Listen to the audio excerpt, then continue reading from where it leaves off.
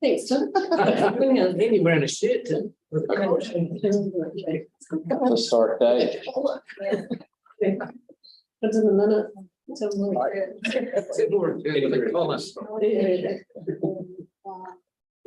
Right, and we're live in Japan. Tēnā koutou katoa, ko otakuro, ko waho, ko harakiki nui o mata awa, ko ihutai te moana, ko waitai te hupapori, ki ngā painga o tātou e mahi nei ko Pomakmā tuku ingoa, ko au te marakura o tēnā koari. Nō reira, tēnā koutou katoa. Hi everyone, my name is Paul McMahon. I'm the chairperson of this Waitai Community Board, and this special welcome to Celeste, who's joining us all the way from Japan.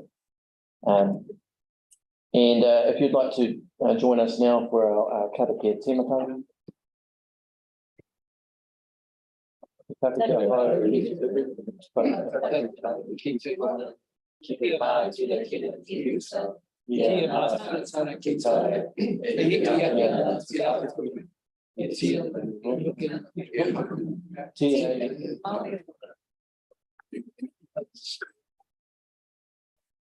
Right. Now, do we have any apologies? No apologies. All right. Any declarations of interest to be made? In conflict on item 11, but I'll stay out of the conversation on that one. Yeah, conflict of item 11. Noted. Thanks, Greg. Now moving on to item number 3, confirmation of previous minutes.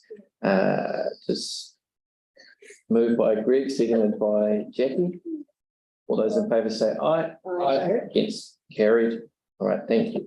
Now we are moving on. We've got several public fora and a couple of deputations to be made. So we will need to keep quite strictly to the 5 minutes and 10 minutes respectively. For the public forum, it's 5 minutes, including questions. We will start with the Conservation Volunteers New Zealand. So welcome, Hamish. Hamish, if you'd like to go. G'day. I've put a presentation together. Is it okay if we share that somehow? Can you email it to me? Yeah, okay. Yep. Do we want to do somebody else while Hamish does that, right? Okay. Oh, okay, yeah, let's do that. Okay, we'll do it. If we move on, Pete. We have Phoebe and Stuart. Hello. Previous board member Fraley. And I did email mine earlier. And My presentation. Yeah. So as you'll know, 5 minutes including questions. I'll talk fast. The floor is yours. Start now. Do we have a presentation? Yep. Good, thank you. I'm Bibi and this is Vanessa, and we're here just to talk to you about PEEP. First of all, we just wanted to say a really big thank you for the support you've provided via strengthening communities funding. This has massive helped us to cover wages and to make sure that we can do the important work that we're doing out in the community. So we really do appreciate the support, and I just thought it would be useful to come and talk to you about what it is that actually we do. When I first was on the board, I didn't know what PEEP was, and then I was a board appointed rep and learned a lot about what PEEP does. So just to go through that now. Thank you. So PEEP started in 1993, and the central focus of the organisation is to provide trainings and support and workplace support for people who might be otherwise unable to get employment. So people who are long-term unemployed or for whatever reason are not work ready. And the focus of PEEP is to provide opportunities for people to become work ready so that they can get into employment. So we offer a volunteer program which is designed to lead into permanent employment for people. And also it has an environmental flavour, so it's all about working outdoors and working out in the environment if possible. Our people, so Vanessa, I'm not going to let talk, sorry, as our operations manager, doing a fantastic job, operates out of the site that's a council-owned piece of land in Dyes Road. We have 2 supervisors who supervise work crews, volunteer and paid work crews. And we have at the moment 11 volunteers. They come and go. So they come from MSD and they'll come off the books again via the flexi wage. And then we have a trust which is, we've had a bit of a churn in our trust. So I'm now the longest standing member of the trust. I don't know how that happened. Yeah, but a really great team running the trust at the moment with a really deep skill set in all sorts of different things. And just to give you a bit of a flavour of what we do each year, so thousands of volunteer hours and some commercial hours. We work with GSL and we're kind of trying to grow that a little bit so we can be less dependent on funding and more dependent on commercial work, but getting a good mix of work that volunteers can do, which is more about the first part of that, and work that is more for people who are work ready so that they can move out into employment. I don't know how long that was. Do I have time for questions? You do have time for questions. Right, do you have any? Kelly. Good to see you, Vivi. Thank you for your presentation. Does Pete work at all with any ex-prisoners, people like that?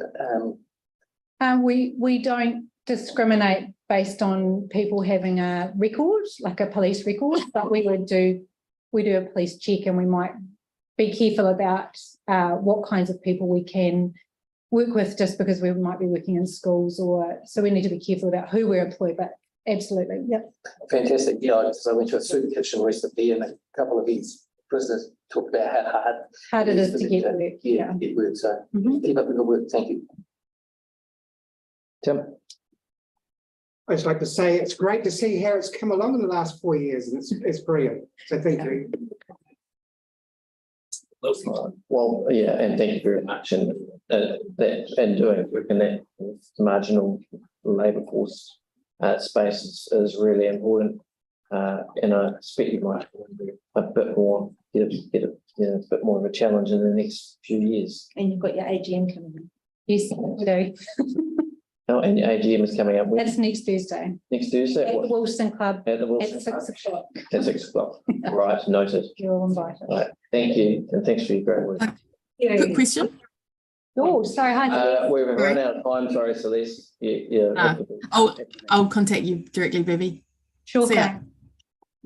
All right, now we have Hamish. All right, we're sorted with that. No, not really, but we'll just roll that. Roll that. All right. That's so I might just use my computer as a bit of a prompt, if that's all right. All right. That's 5 minutes, including questions. Yeah. Cool. Kia ora koutou, everyone. So my name is Hamish Feedman. I'm with Conservation Volunteers New Zealand, and we are a not-for-profit charitable trust. We do lots of amazing work within the community. Our organisation is based at Horswell Quarry. Being a not-for-profit charitable trust, we sort of managed to cobble our funding together from all sort of areas, including Rata Foundation, a little bit from Christchurch City Council through the Sustainability Fund, from Environment Canterbury, from the Department of Conservation, also from Rotary, and also Whakaora. A lot of the work that we are currently doing is based over in Whakaropō in Littleton Harbour. This is through Whakaora, the partnership that I'm sure you're all familiar with. And also we have a Kaimahi for Nature program over there that has been incredibly successful. That's in partnership with Living Springs and also Te Hapua Ngāti Whiki. I specifically wanted to come here today just to chat with you about the work that we are doing in the Ōtākaro Avon River Corridor. It was a couple of years ago we managed to secure funding through Rotary, and we formed a partnership with Christchurch City Council where we did extensive planting at Dallington Landing. We planted around about 42,000 native trees, and that area is currently flourishing, going back there and doing plenty of maintenance. This year we have moved to 3 other sites, including Amelia Rogers and Cedarwood Reserve and Dallington Terrace, with the intention next year of doing more planting at Goodman Reserve, which is adjacent to Hers Reach We're still figuring it out, but we're looking to plant around about 25 to 30,000 native trees there next year. So I guess, yes, I just wanted to come and let you know what we are doing, and we have put in an application with Christchurch City Council for the Sustainability Fund to help us to coordinate and deliver that piece of work. All right, well, thank you very much. We've still got a couple of minutes for questions. So Yanni and then Kelly. Yeah, thank you, and thank you for the work that you're doing and the volunteers as well. It's really impressive. I'm just trying to understand, is there a bigger picture kind of planting plan that we have as a city that you work towards? I guess I'm just trying to kind of understand with some of the feedback I've had from, we've got lots of trees, just plant them as quick as possible. That doesn't always lead to the best sort of environmental or ecological outcomes. Is there a kind of high level kind of strategy that underpins the kind of work that you're doing, particularly in the sort of red zone in the area that we look after? I appreciate the harbour's probably got its own sort of recovery from the Fort Hill fires, etc. We are working closely with Christchurch City Council with the species that we are putting in the ground and the quantity as well. And I know that they are looking closely at soil types and various conditions in terms of how those plants will get on in future.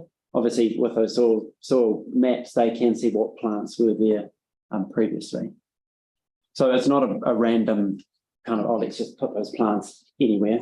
We are sort of working for a plan. Thanks. And Kelly? Yeah, just very briefly, fantastic work you guys do, absolutely amazing. Are you aware of kind of incidents where, like in Darlington Terrace, some of the residents complained about the, so, I had to go and actually write a letter to all the residents and deliver it. But I was just wondering, whether it's a good idea, for you to help encourage the council staff to initiate contact with the residents, just so that they're more aware of what's going on. Is that something that you thought about at all? Yes, and I think guess it's the benefit of hindsight. I mean, perhaps there should have been a letterbox drop sort of prior to sort of going out and doing that work. But we're happy to work alongside staff from City Council. Great. But looking at Goodman Reserve, next year I can't sort of foresee any issues there. Yeah, they probably won't. It was a good learning experience. Yeah.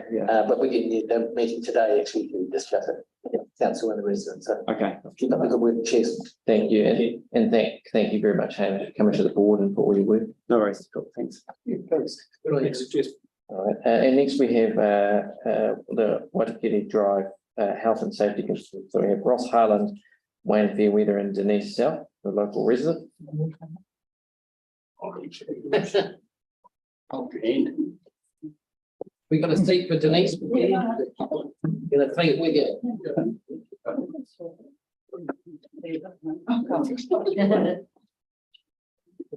Hello and welcome to Waitai Community Board. Thank you for the opportunity. Yep. So 5 minutes, including questions. Thank you. This is really a continual plea from about 11 years ago. I attended quite a few meetings about the traffic in Waitai Drive, and it was passed at a council meeting many moons back that Landfill Road was always to be intended to be the entrance to the park, and the golf course and residents had the Waitai Drive. But obviously the earthquake came and all that went out the door. Since then, Preston's has developed, a huge development then. They're now looking at starting up disc golf on the course straight opposite. Now, someone's going to get badly injured shortly. I did send a map, it's not very clear. I have got some photos on the phone there, one look. Well, what we've got is the council agreed that the road's not wide enough to put a white middle line down, but they did put one on the corner because it's quite an acute corner. Where the first time round it was the motorhome, it's fun coming out, but we knew that when we bought the house. But we've now got the issue that people are parking on the weekends, both sides of the road. It's not wide enough to get through. And they also put in a diagonal barrier just before Wayne's house. And the yellow lines stop, but the neighbours on both those sides park their cars right where they end. You coming into that diamond barrier, you can't get through, and there's horse floats and everything else. Now, we accept that we live there, but when they're parked on both sides of the road, and as I've got photos, you cannot get through. I mean, everyone's got to stop, and you get these young hoons who are maybe not as amenable to slowing down. And I believe that the easy solution is that the real problem is only in the weekends. Now, Denise is at the far end, where you come out of the park, and to come out of there, I've got a photo of that. If you leave that corner, you're already 3/4 of the way encroaching on the road to turn to leave Waitai Drive. But there's a barrier arm, which we fought for the last time, that's there. If that was left shut on a Friday night when they padlock it, and you opened up the gate on Landfill Road, because there's no trucks on the weekend, people come into the park and exit the park. That would solve our problem, because then it's only golf traffic and the residents going down. But we've got all that traffic in the weekends, and Kelly's been down. You go down any day in the weekend and you'll find that it's chaos. And we've had kids on bikes. It's just, and coming in and out of our houses, once again, as I say, it's our problem. We brought the houses there. It's not a problem, but I believe we need some assistance from the council to continue the yellow lines by that diamond barrier, and maybe one side of the road has to be, even though it's a grass verge, opposite our place, the grass verge is not very big, that there's got to be no parking off the road, because we can't reverse out, because we can't, if there's people in the gutter beside the house, can't see anything coming either way. And where we're situated, we've got less than 3 seconds from when you come around the corner. And I believe the solution of opening up the other end the road doesn't need to be sealed. It goes right in. You have to remove some of those stumps that are there to let people get into the car park, but it would make far more sense. The security people come and lock the gate. It just means they're doing the other end rather than that end. And this is just the weekend, Just the weekend would solve our problem. So that's our issue. I'm happy to, the 3 of us. It really is a problem. The traffic is phenomenal, and that's fine. We love people using the park. We use it ourselves, but we've got a traffic and safety record coming up. All right. Well, thank you for very, very clearly saying what you're after. Kelly, you look like a good question. Yeah, very good question. It's good that there are traffic engineers in the room at the moment. Can you just sort of talk about how much busier it has got down there? Because there's 2 golf courses down that street and a Burwood Forest main car park, which is incredibly busy on weekends. And now the disc golf as well, which is probably a bit unplanned. I mean, do people park on both sides of the road all the way down there? Yeah, particularly the disc golf, because the number 1 hole, but we discussed that in another meeting. They're looking at moving the number 1 hole away. People generally will park the nearest they can get to save themselves a walk. But as Denise will say, the park in the weekend, the parking space is full anyway.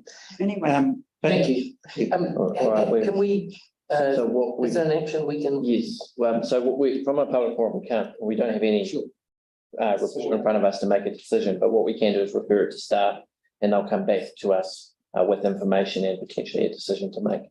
Right. It's just the yellow line needs to really do so, and the white line down the middle. Yeah. I mean, I've got photo, but the yellow line. They've all been there. It's simple. Yeah. The solution is quite simple. All right. Well, thank you very much for coming to the board, and we'll see what we can do. Thanks for coming. All right. Appreciate it. Thank you. Thank you. All right. And the next one is Waitai School Hall. We have Andrew, Ian, Caleb, and Layla. Oh, hello.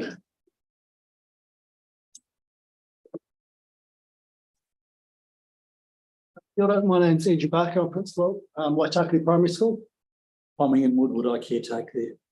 We're Caleb and Lila from the Student Council. We're hugely concerned about the high number of students who can't swim well enough to save themselves. At our latest swim sports, there was no Year 5 boys that could swim comfortably, 50 metres comfortably. Nationwide, there are about 94 drownings last year. At Waitai, we have our own swimming instructor, and every student at our school receives 10 free lessons a year. As of next term, we are running our own after-school swim care club. Our swimming lessons cost $10 for a 25-minute lesson. Other swim schools charge up to $23 for a lesson of the same time, and many are fully booked. We're in the process of building a new 25-meter pool for the school and the community.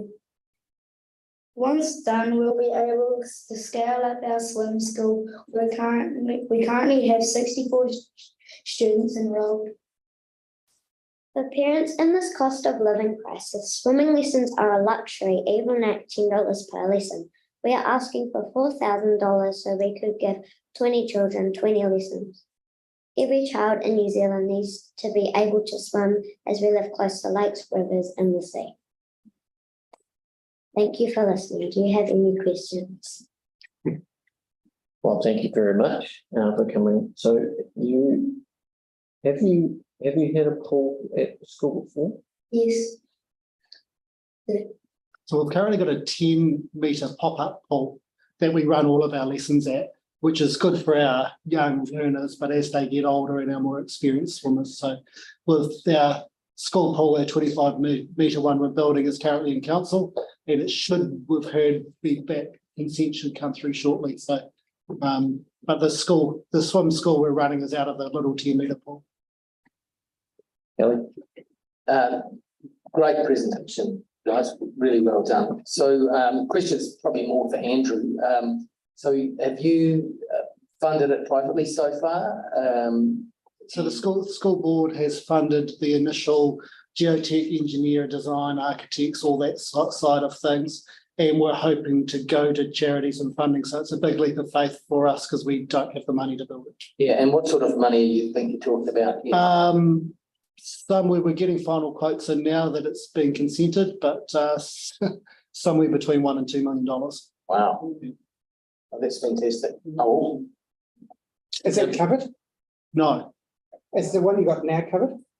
Yes, with a temporary sort of tent type structure. Is that one that was put in at Queen's Park or somewhere after the It was in Burwood School. Yeah. Yeah. It's that one as well. reaching the end of its life though. Yeah. Oh, brilliant. All right, any further questions? Yeah. Yeah. Thank you for your presentation. I just wondered if you contacted council staff around the funding application, and also you spoke so eloquently and put such a good presentation together to us as a council. I also wondered if you'd talked to the Ministry of Education about trying to get support as well. Yes, I've spoken to the ministry and they're not interested in swimming pools. Before we go to council and other charities, we've been told we really need to have it consented. So it's not a theoretical pool that we might make if we get the money. So we're about to sort of push go on that funding side of things. Sorry, I should have been more explicit. I was mainly thinking about the request for the money for the lessons. No, we haven't. Okay. I'm aware in the past that council did fund schools to, or did provide some support for funding for schools to get access swimming as well. So yeah, maybe we can. Short question, Terry. The school lessons you're talking about are out of school hours, aren't they? Yeah, the ones we're talking about, yes. Well, thank you. And thank you very much, Pam and Bourne, for your presentation. It's always good to have school students. All right. Thank you. Well done. Thanks, guys. Good job. All right. So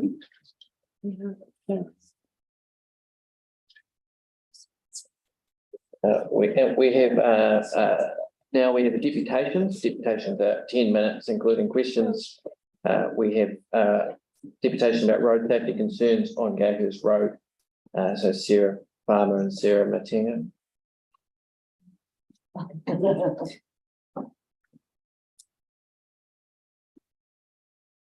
And Riley. But I'll start with a bit of good news, is that Gayhurst Road is bound to be reduced to 40 kilometres an hour. Is one of the There's one tick. in the first tranche of the speed reductions across the city. So presuming that council approves that or has approved it, then it's on the list. Anyway, the floor is yours. Hi, kia ora, I'm Sarah Farmer and I'm here on behalf of Educational Childcare Centre Incorporated, which is located at 96 Gayhurst Road. I'm just going to let you go because you've got information about. Kia ora, I'm Sarah Martinga and I'm the manager down at the Educational Childcare Centre. We've been a community not-for-profit for 45 years. And in that I've been there 22 years, and in that time I have noticed an incredible change, obviously with the red zone, what have you, but the speed and the craziness of the drivers along there. I'll just hand over to you because you've got all the info there. Yeah, I'm just going to read it. I'm going to go a bit old school because I don't have a presentation on the thing, but I've got some pictures and stuff like that. But we're both here on behalf of the parents, the caregivers and the whānau of ECCC, and they want to bring to your attention the dangerous stretch of road, which we believe you need to be made aware of, and for timely action to be taken. So obviously the stretch of road is Gayhurst Road, specifically that which is directly outside of ECCC. So the safety of our tamariki and whānau is a top priority for us at ECCC, and we would not be doing our due diligence if we did not raise the safety concerns we have in regards to other users of the road. The surrounding areas of ECCC are mostly red zone land, in which case we have seen an increase in speed and speed-related near misses. Sure, you're probably all well aware of this, but in relation to speed, there are a number of dangers, including tamariki crossing the street when arriving or departing the centre, and also the vulnerability of whānau and tamariki when fastening seatbelts. A number of whānau at ECCC have more than one child attending the centre, which means parents and caregivers need to have their tamariki using both sides of the vehicle to enter and disembark.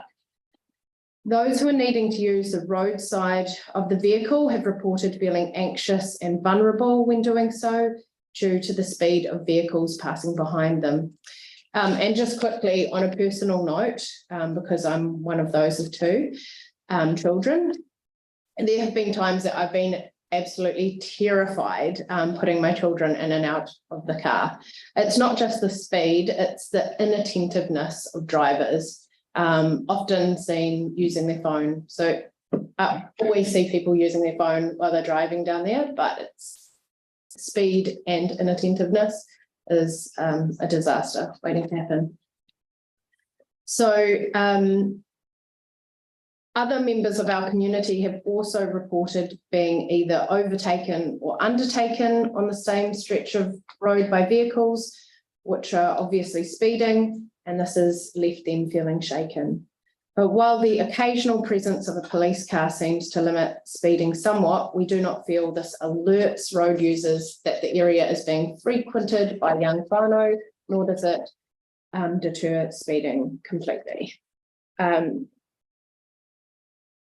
Don't know if you want to give any examples of craziness or. Oh, well, it's just all the time. I mean, you'd only have to spend 5 minutes in our centre in my office just to see the cars just flying by, and children, often, they're coming out of the centre and parents will have hands in backpacks and what have you, and it just feels like an accident waiting to happen. And a lot of our local community, despite us having massive big green signs, are actually unaware that there's even an early childhood centre there, and because we literally, I don't know if you will know, but it's red zone, us and nothing else, and directly opposite us is still red zone. So we kind of blend in despite the giant signs, and if you're going fast, you don't see the signs, So I think we definitely, feel collectively that it is really just an accident waiting to happen, and we want to obviously jump in before. Yeah. So like, obviously the landscape of Gayhurst Road has dramatically changed over the last decade due to the earthquakes and the subsequent like clearing of the residential area into the red zone. But also in that time, St. Paul's School, which was on that corner, had to be moved or closed down.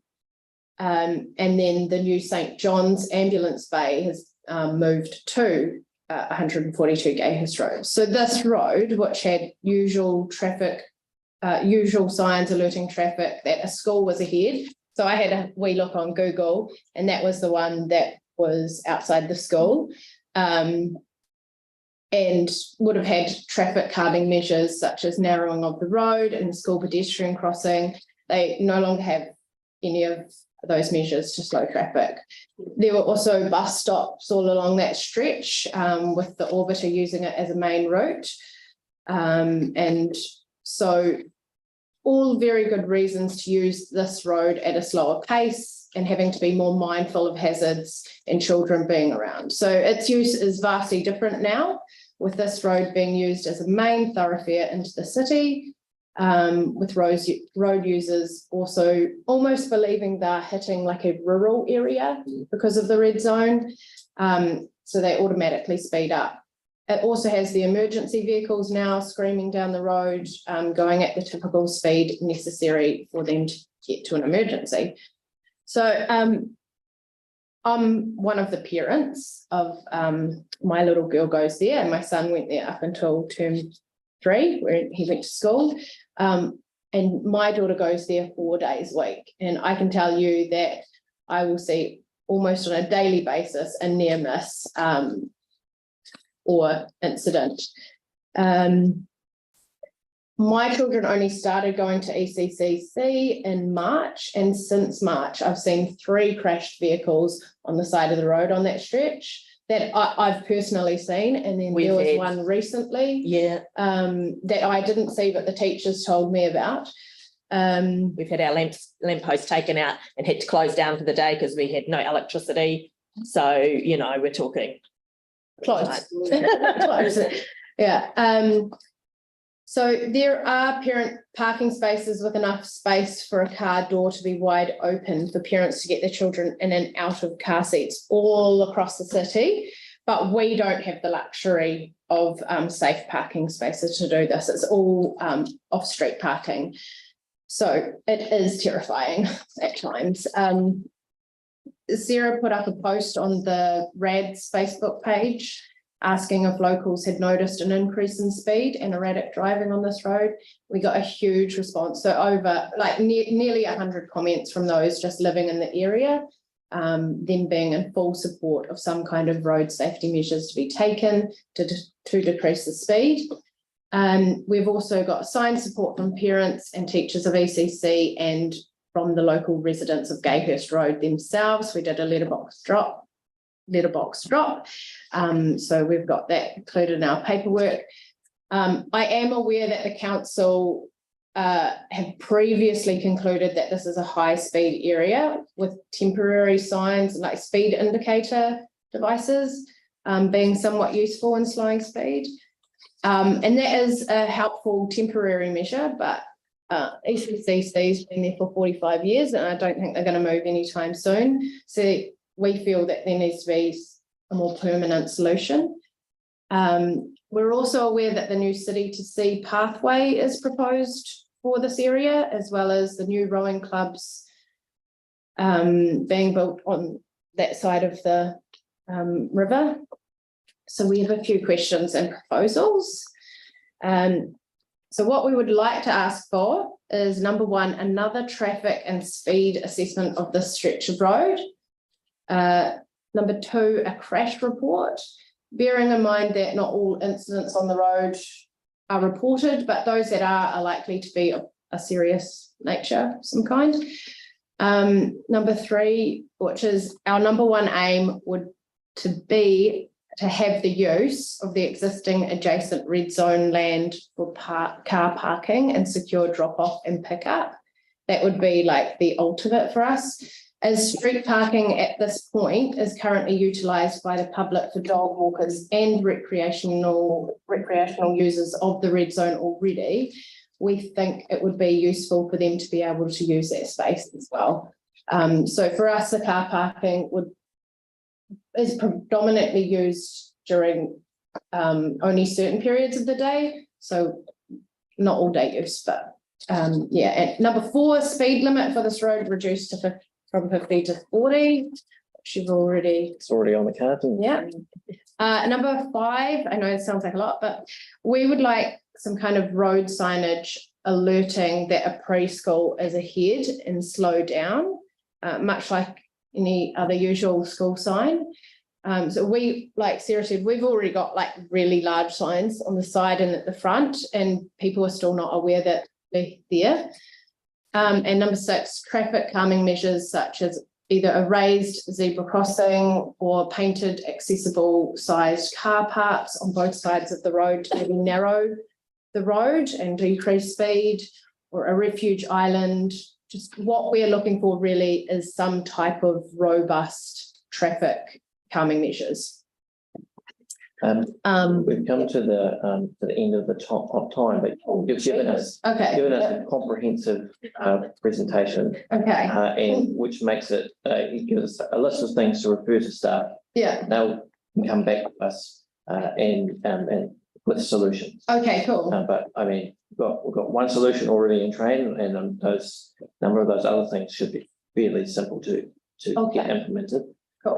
But we'll just have to have the information from start before we make a decision. Yeah, and we do have questions, but they probably wouldn't have been able to be answered here anyway, because it's about the city to sea pathway anyway. If you had additional anything that wasn't raised in your letter, can you send them through to somebody? Absolutely. And we'll get that answers to those.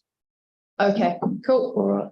Thank you very much. No worries. Sorry for prattling on. No, Thank you. excellent. Thank you. Thanks. Makes our job very easy. All right. Thank you, everybody. All right. So we have that. So now we have Anne Scott on behalf of Spokes Canterbury.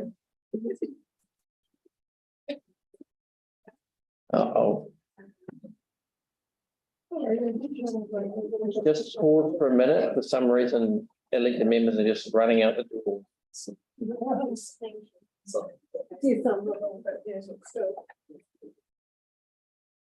All right. I've got a presentation. Anne, hello.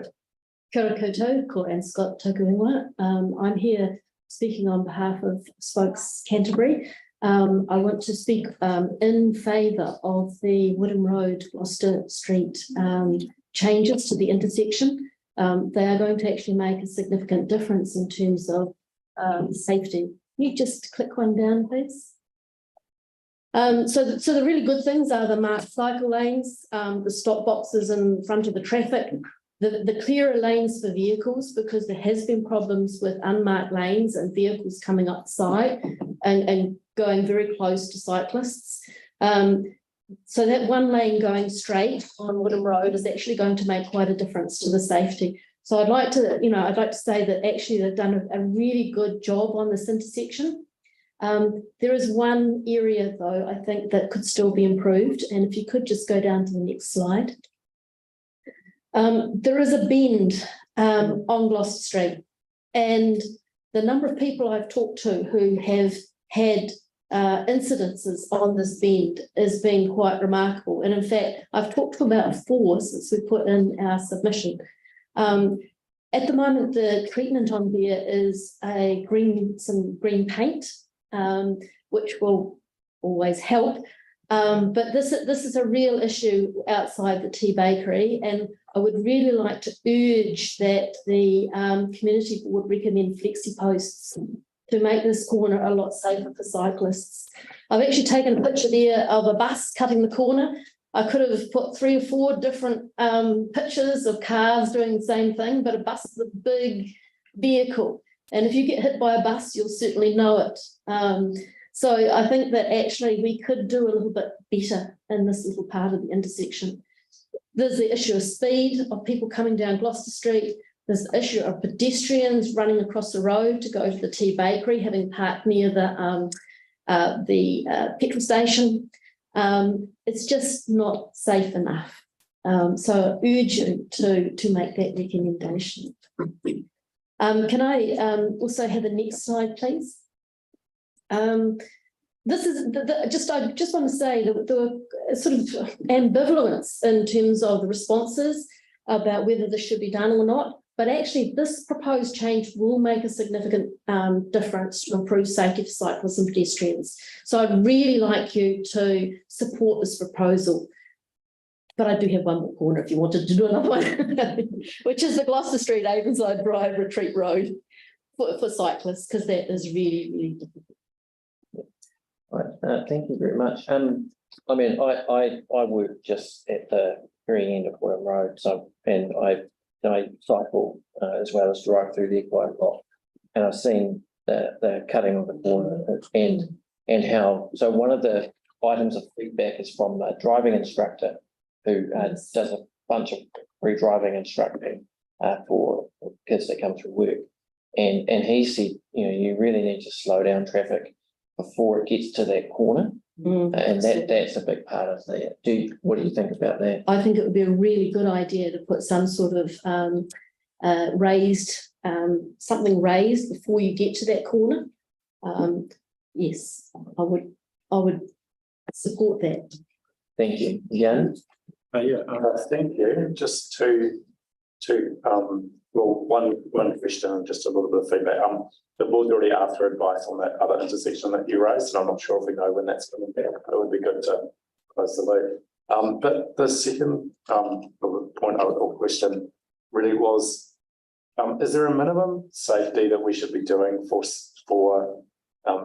cycle lanes? I'm just concerned, like we just approved one in Eastgate where we had about 4 different types of width. So, you know, 1.6, 1.7, 1.9. For this intersection, I can't actually tell what the width are for the cycle lanes. But I was wondering if there's a minimum that you think we should be putting in to make sure that there's adequate space. I think it should be 1.8, but part of that intersection is 1.6.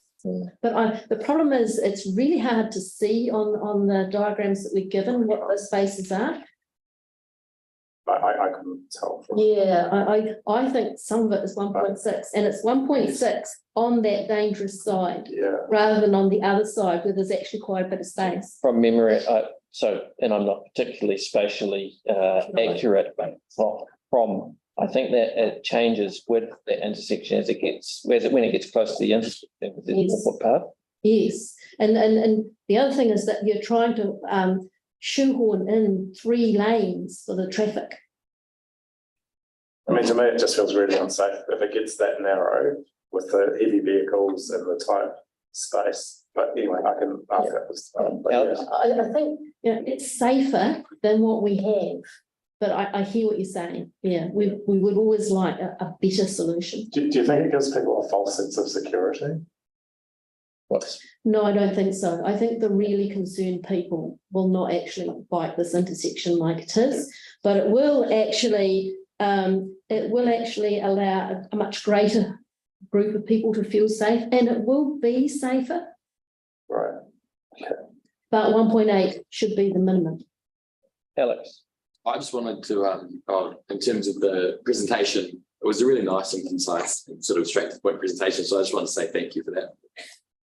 Yes, we are, as elected members, we like things short and concise. Thanks. All right. Thank you for listening. Thank you very much. And we'll be making a decision later on in the meeting. All right. And our final deputation is from Robin Ken on behalf of the Parklands Bowling Club about the trees in Arthur Adcock Memorial Reserve. And as this is a deputation, that's 10 minutes, including questions. Try hard not to take that much time. To the ones that came to the opening of our new sports hub, I'd like to thank you all and I hope you're impressed. A little bit of a feedback on it. The hall has been hired out by not only the Parkview School, by karate clubs, by basketball, futsal, netball, including other sports like badminton, which we've just started, and it has about 60% occupancy at this moment, with more to come. It's more weekend. It's hired out for basketball on a Sunday and marching on a Saturday morning. So we're getting some real good returns from it, and we're really impressed. And we just want to thank the community board and the council for the assistance that they've given us over that time.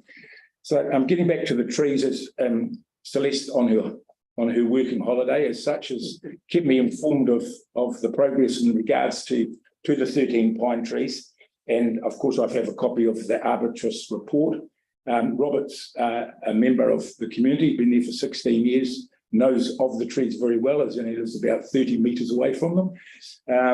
Probably the second or third house in the lane. So he can speak about the things that have happened. I just want to point out it's not only the pine needles and the pine cones, it's the actual damage that the roots are doing to our green. Now, as you know, 12 years ago, we had the earthquakes. We've had to do that green up twice since then. The green on the other side, which we call the Howard Smith green, we haven't done up at all. Okay, so that's been there since the earthquake, since we revamped both of them. But we've had to do the green, which we call the Kenneth Weaver green, twice. And that's the cost between $8,000 and $9,000 a time. So that is the real issue with the pine trees, the 13 pine trees. And I read a letter that was done by the arbitrist, the same guy, Jonathan, on the 17th of May. And I see in the letter that he wrote here, the trees are considered to be in good condition and fairly typical of the pine trees in the area.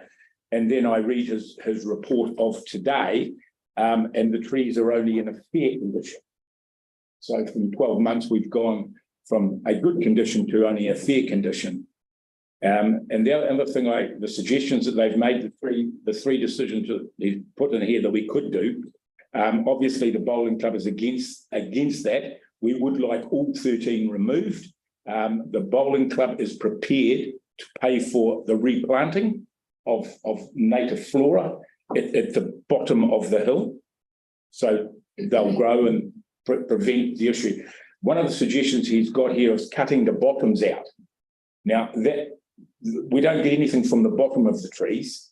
We get all the pine needles from the top of the trees and all the pine cones that blow over onto the green. We've got quite a high fence, and you would have all seen it when you were there. So we don't get very many nettles from the bottoms of the trees. They just fall on the ground.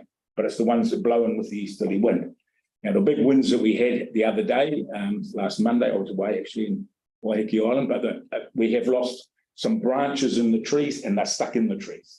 So eventually those will fall down. So I'm still sticking with our club, and obviously Rob will talk about it, with having all the trees removed, the 13. And I know that you have suggested that you might wait till November to make that decision. I'm quite happy to accept that, but we certainly would like to pursue the fact that all the 13 trees come back, and look, we will pay, the bowling club will pay for replanting of native flora at the bottom, as per the plan set out by the board. So Rob, have you got anything to say about the trees? Yep. Well, kia ora, and thank you for listening to us today. I am a resident, as Ken said, and I'm very handy to the area of concern on the reserve of the Adcock Reserve.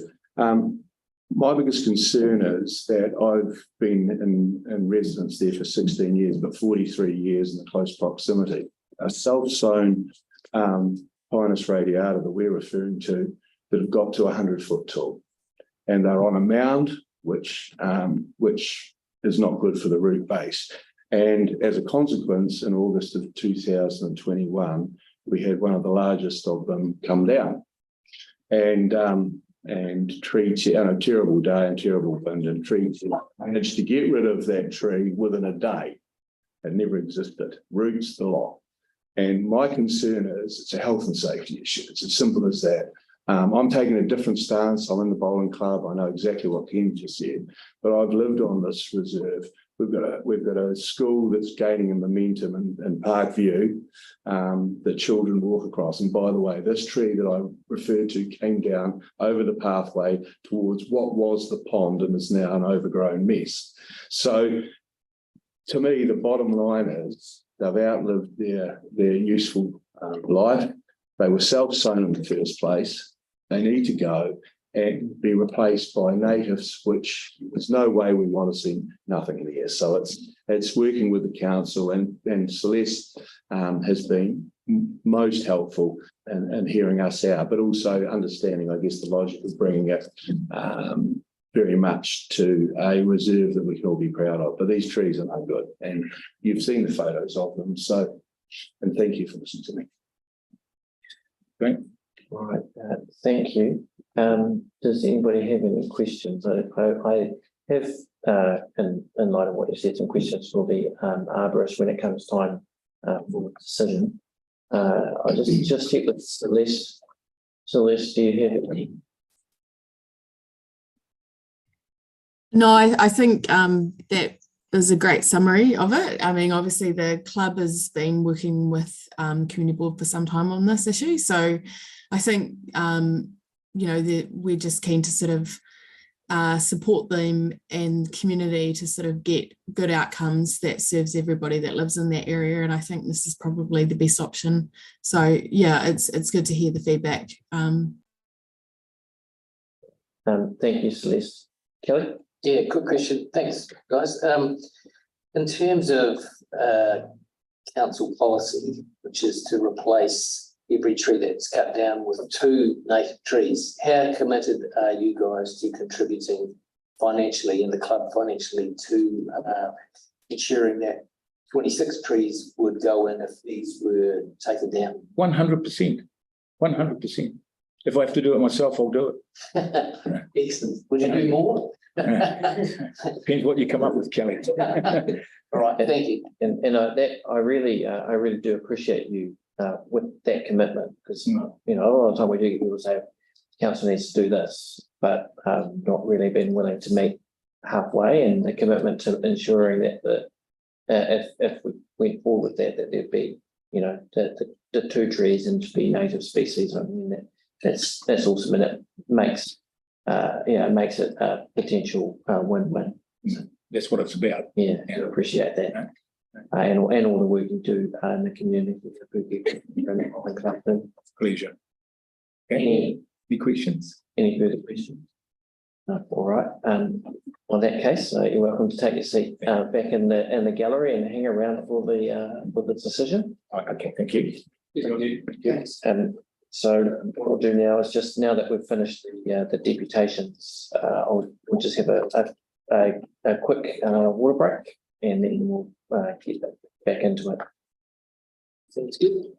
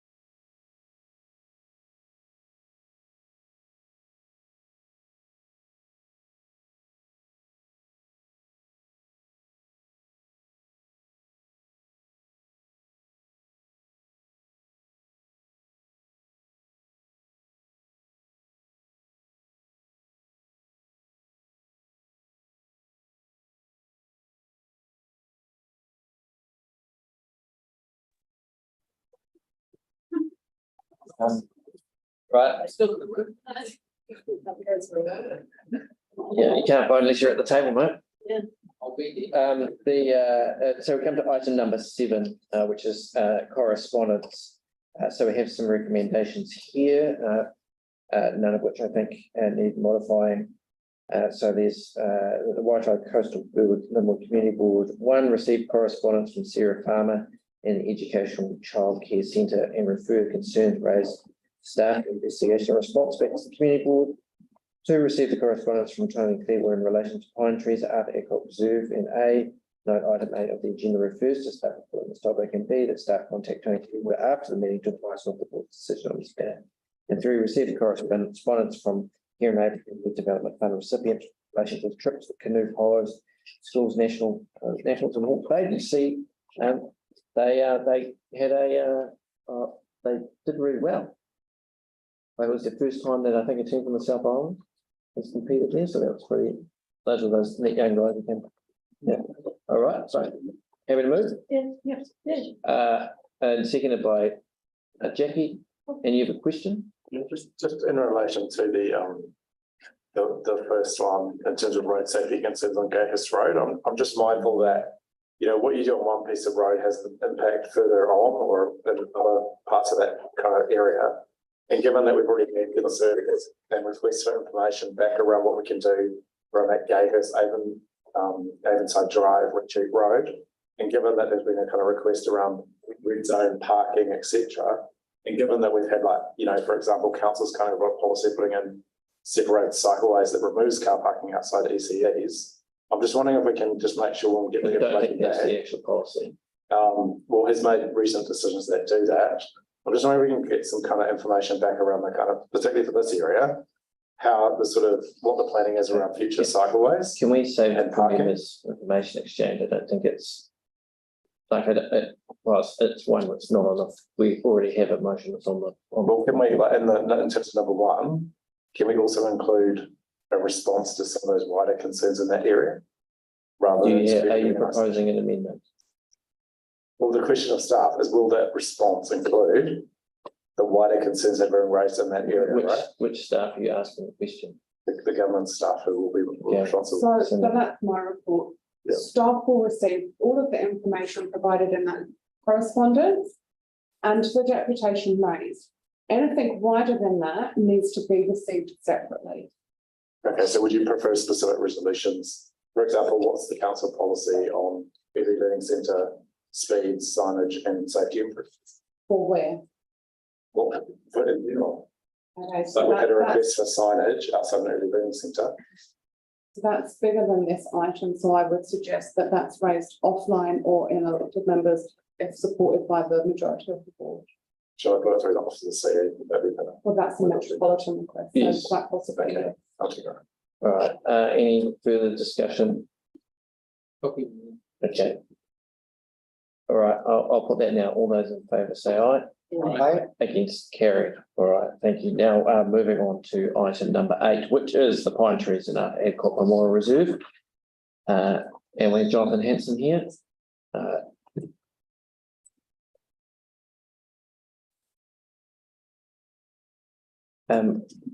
Jonathan, hello. Could you give us a brief summary of, because not all of us were here, have been here for the journey of how these trees and how trees got there and discussions with the board and the community, and give us a summary of your report, just because some of it's obviously very technical in nature. Okay, yeah, so I think it originated possibly from a deputation to the board from the bowling club about the trees. A summary of it. So are the trees self-seeded? I mean, it doesn't look like they are to me. I was never around when they were planted or if they were self-sown, so they look to have been planted, so yeah. Because you know, like I guess just wanting to clarify that, because you know, it's like anything, that happens, there's different competing theories about how these things came to be. And I've had people say that they were planted, but they weren't planted in the right place. And now that is self-sown. And so the answer, from yours is we don't know, but you don't think it looks like. All right, continue. Okay, and so I guess that's where we are today. In terms of the staff recommendation, it does more or less default to retain the trees if they fall under the healthy category. And yeah, I don't know if there's really too much more I could add to that. And fair, when it says fair, that means average, right? Yeah. So they're neither better nor worse than pine trees in a similar in the area. Exactly. In the same kind of soil. I think there's some in Parklands Reserve on the corner. Yeah, so around the area, yeah. Right, and just before we go to Kelly, so just around in terms of the consultation feedback that's come in, in terms of the excluding the clubs, so the neighbours seem a bit mixed. Would that be fair? I think so. I think we had 7 responses, including the one we've got up there at the moment. I mean, we didn't get, I think there were 2 or 3 opposed to it. It's not a huge response. Not really, no, from the letters we sent out, so, yeah. And have you had a look at the bowling club's green and the impact that the roots are having on the green? I have, but not actually the roots. I mean, if that was a major issue in the past, we have gone through, say, a boundary, basically cut a trench along the boundary and then cut the roots where they're going into the property. So that could be, a way of addressing that or looking into that. So that could be okay. All right, Kelly. Thanks for coming along. Just a couple of quick questions. One is, how old are the trees? And 2, what is the council's view of pine trees in its kind of, I guess, the area of general care? Can you comment on that? Yeah, I mean, I think the age of them is, I would say, between 30 to 40 years old, unless anyone knows more about that. Yeah, the maintenance, I mean, we talked about the idea of just lifting the lower branches just to let more sunlight through, maybe over winter. Yes, so my second question was just about what's the council's general attitude towards exotic trees, willow, pines, is there an intention to replace them with natives at the appropriate time, or when they no longer suit their use? I don't think so. I don't think there's a citywide policy under the urban forest or the tree policy, which talks about that, but so as far as you guys are concerned, a tree's a tree kind of thing? Pretty much, yeah. Thank you. So before I go to Greg and Jackie and Tim, is it correct that it would cost about $17,500 to remove the trees? Yes, we had that in for the removal and replacement.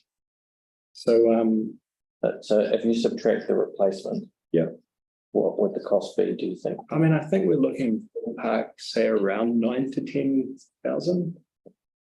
9,000 to 10,000, and there's no budget for that. Pretty much because they fall under the healthy tree condition. I mean, we remove dead trees, dangerous trees, things like that. So there's kind of no plan at the moment to look at removing them. There's no BAU fund for removing healthy trees. Not really, no. Greg. Kelly kind of asked and answer this question here. With regards to the pruning of the trees, the cost was around that, close to that $10,000 mark as well, wasn't it? Which was in budget as maintenance. Okay. I believe that was actually the maintenance and ongoing costs of planting the new trees.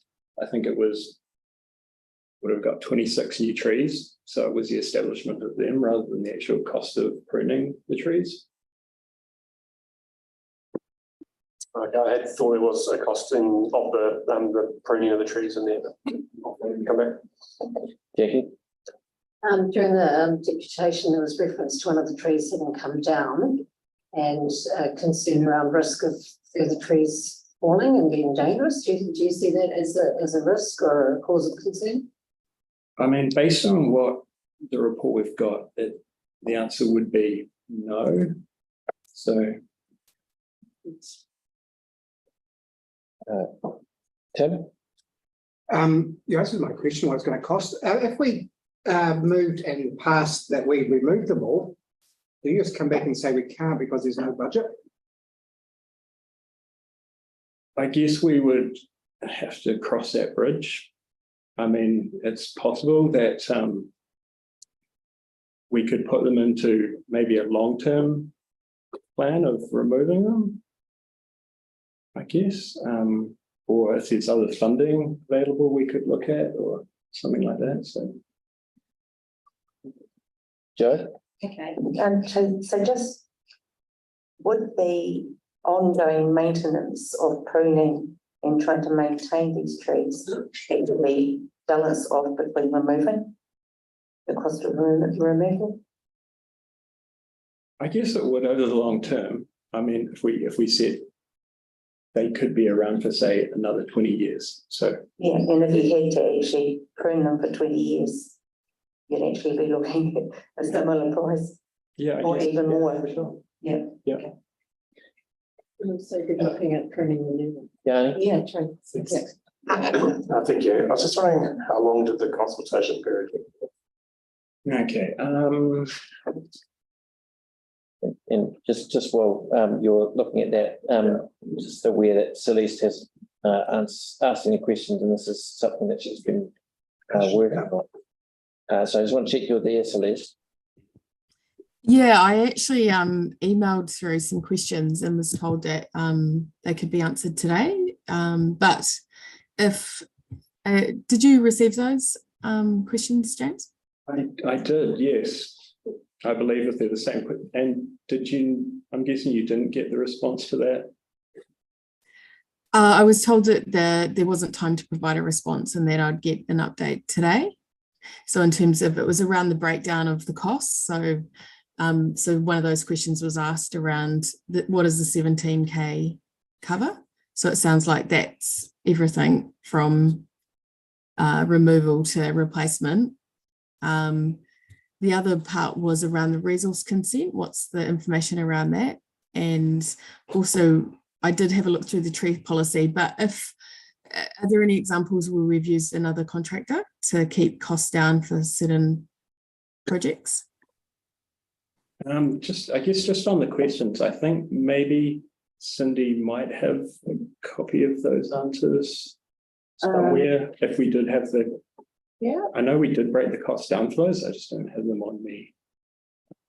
And what was the other thing? Talking about contractors and things like that. I mean, there's savings we could make. For instance, we could potentially leave the logs on site and things like that. Maybe that was I did have a question about what do we do with the logs?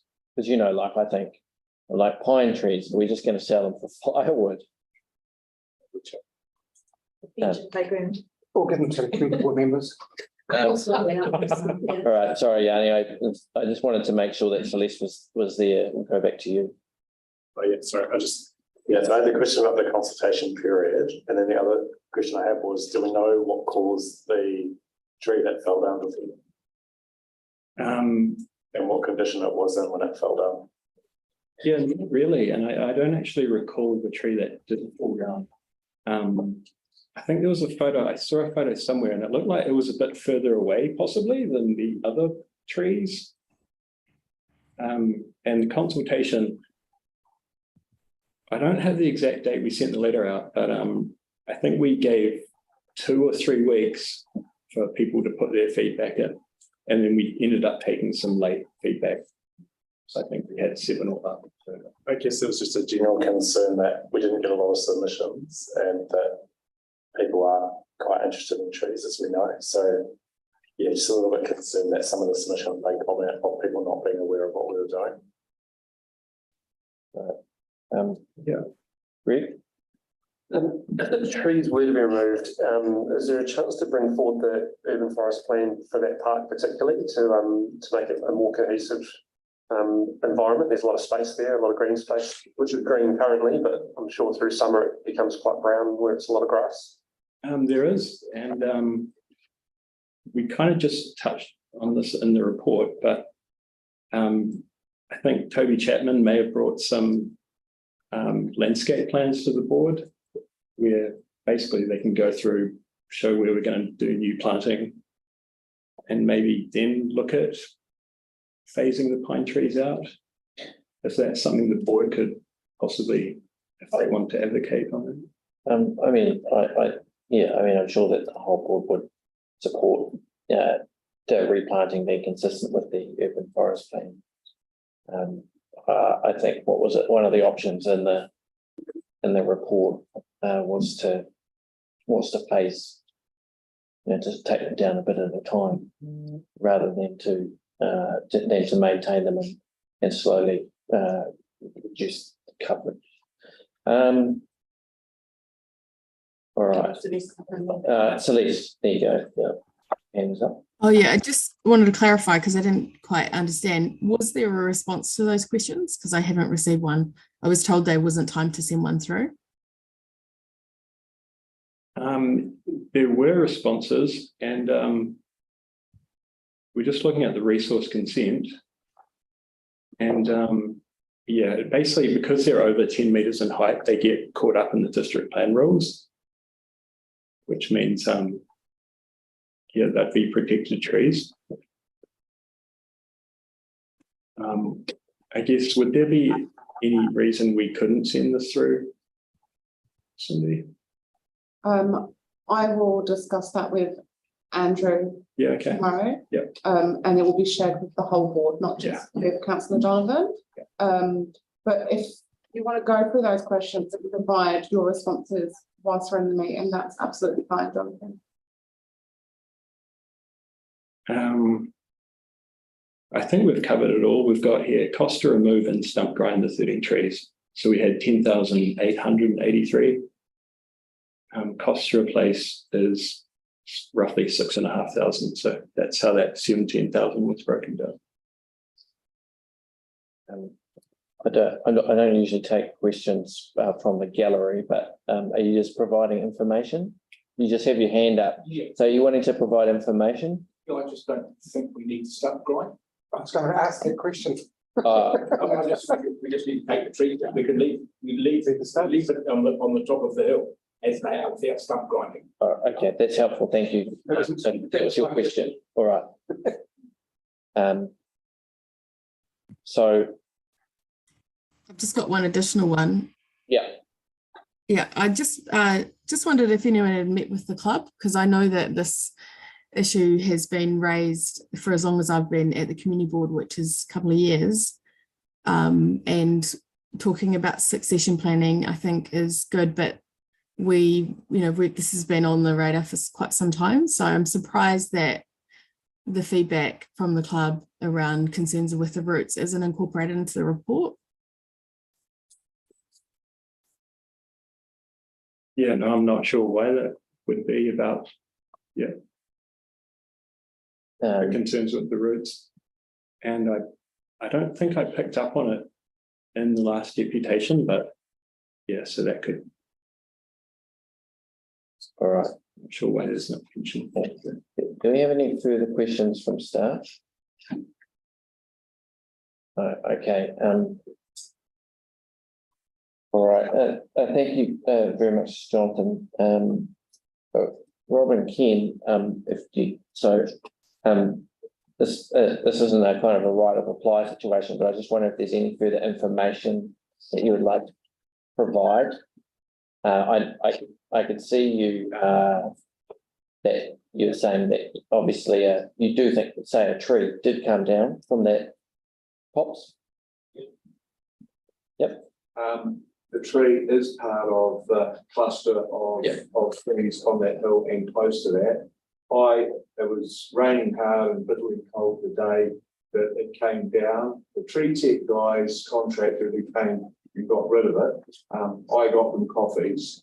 And it's interesting what they said about those trees at the top of or on the reserve. So these are, but that's just my words. So, but I went and saw it in the bitterly cold. They got rid of that tree as if it never existed, and I showed Celeste exactly where it came down. It's right as part of that cluster of trees at the top. So it's great. Probably this 2001. 2001. 2 years ago. And the other, I just want to clarify, and the roots from the pine trees, that there's the roots from the pine trees that are damaging the green? Absolutely, yeah. I was actually the Greens convener at Waitai Beach Golf Course for 3 years. And we had people there checking out the pine trees there, as you know.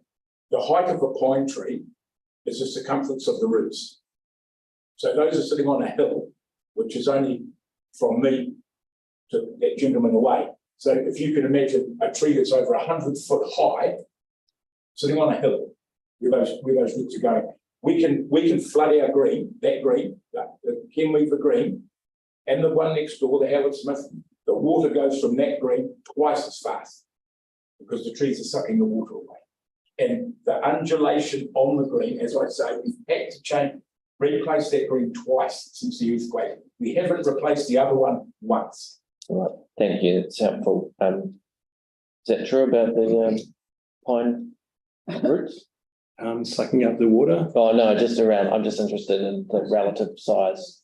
I mean, they are large trees, so yeah, it would make sense. The other thing is, if you are watering greens and things like that, tree roots are naturally attracted to that. Same as on golf courses with the greens and things. So, All right. Any further questions of Jonathan? Just a wee comment, really. Can I just say that?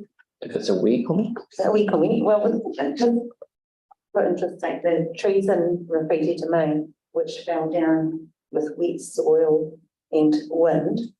One fell down, and then because the roots were quite close to each other, it set off a domino effect. And the same thing would happen here, could it? I think I remember the tree, and it fell, maybe damaged a street light or something like that in Rafiti. It nearly damaged the new canopy. It fell very close to it, and then there was another tree that came down within the hour. Yeah, so I don't know what story there. They may have just been exposed, but for some reason, or another tree next to them may have been removed or something like that. So, All right. Thank you very much, Jonathan, and to Ken and Rob. I think we need to make a decision now. So if you'd like to take a seat back in the gallery. So I mean, as a policy preference, my policy preference is always not to cut trees down. That's so we need a very good reason to cut trees down, and mature trees. I know that we would be replacing trees, and I acknowledge the community willingness to pay for the replacement trees, or for 2 replacement trees for every tree. I at this point, I'm not sort of sure what I think. Probably more inclined than I was to agree to remove the trees, but I'd like to hear from other board members. So we'll just have a little bit of a discussion so we know where people are before we go into debate. As you'll know, my recommendation was to leave it to lie on the table. I don't think we need to do that now. I don't think there's any additional information that we need. So I think we can make a decision. Is anybody? So in remembering this isn't debate, I just want to make sure that we're considering everything that we need to. So does anyone have any informational perspective to share? So Yanni and then Kelly. Yeah, thanks. yeah, I guess I still feel uncomfortable that we don't know the cause of the tree collapsing. We don't have sufficient information around the cost and the requirement for a consent. So I do wonder whether we're in a position today to actually be able to make a decision. I appreciate that one of the submitters has provided some advice. Sorry, about $10,000. Okay, I didn't get the. Yeah, 10,300. I just wonder whether we do need to get, I mean, I'm particularly concerned about the safety. And I was just a bit concerned that we don't have a reason why the tree crashed. It only crashed 2 years ago. Appreciate one of the submitters has given us advice today at the table. I guess I'm a little bit concerned about that in terms of process. And it would be good to get from our own staff the reasons why. But yeah, so I thought your recommendation was quite good. Because I guess the other thing I'm still confused about is if this needs a consent, well, what's that process going to be? And you know, from my experience, consents you'd seldom get a consent under $10,000. An application will need to be submitted the same as any consent application, right? And it will likely cost $2,000.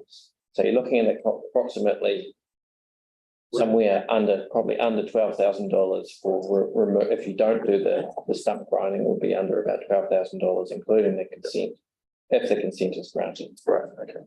And do we know if the consent would be publicly notified or limited notified? No, don't think we do. So yeah, and this is the thing is that if we made a decision that it has to go through the process, it has to get council funding somehow, and they would have to get consent. So it's really the start of the process, which, believe it or not, it will be the start of the process. Kelly. Yeah, just a couple of points. Like I totally agree with the bowling club in this case. I love trees. I prefer natives. I don't have time for pine trees when we've got Burwood forest with thousands and thousands of them not too far away. I think these are going to be an ongoing risk. They're old school trees. They're already really well developed. You know, if something goes wrong with trees that size and that bulk, there are serious consequences, as we found out in Hagley Park earlier this year. I prefer natives. We've got an absolute commitment from the bowling club to replace the trees with 2, and I'm sure they do more if they were asked. In fact, I'm sure we could flood that park with natives. The trees are obviously having a significant impact on the club. And as far as funding is concerned, we may not have the money now, but there's potentially better off funding. I'm sure that the Coastal Ward might want to direct some that way. Coastal Ward, that's just my opinion. Yeah, so that's where I'm heading at this stage. All right, that sounded more like a debate rather than sharing of information. Does anybody have anything else, or should we? Or does somebody want to move one of the options? I'll move option 2, removal of the trees, and suggest that the stumps are left. So you're moving. Option 2 is retain the trees. Oh, I know what we're looking at. Approve the removal of replacement of 30 trees. There is no option 2. I'm just 4.1. Yeah. Yeah. I'm looking at it here. Yeah. So option 2, which is approve the removal and replacement of. So you just need to move those words.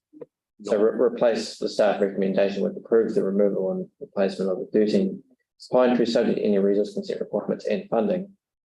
And then you would just add a B or an A to it. Sorry, that's because my Wi-Fi's not working, so I can't see the board. Without grinding the stumps. And can we add Do you want and replacement? Hold on a second, we want first is getting these words down. So do we want to include replacement note in the commitment by the Yes. bowling club? Yes, so it'll be, it's removing and it's replacement to be funded by the or is it the Pukeko Centre or the bowling club? Pukeko Centre. We're funded by the Pukeko Centre.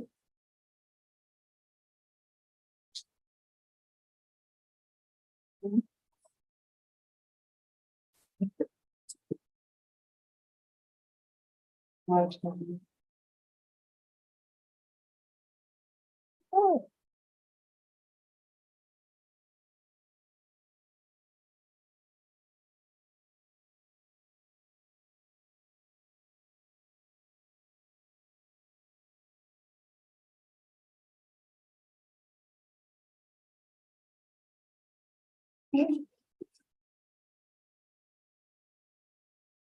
Then Tree stumps. The pine tree stumps.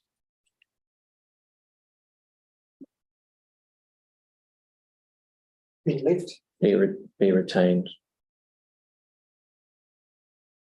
That's it. Then And it's- I was going to suggest that maybe we still include the memorial reserve in the next urban forest type of thing. You don't think we need and to? or and the Adcock Memorial Reserve be prioritised in the next tranche of the urban forest planting plan. Is that good?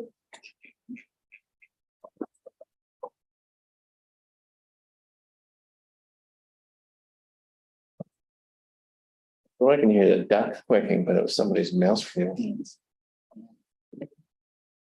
I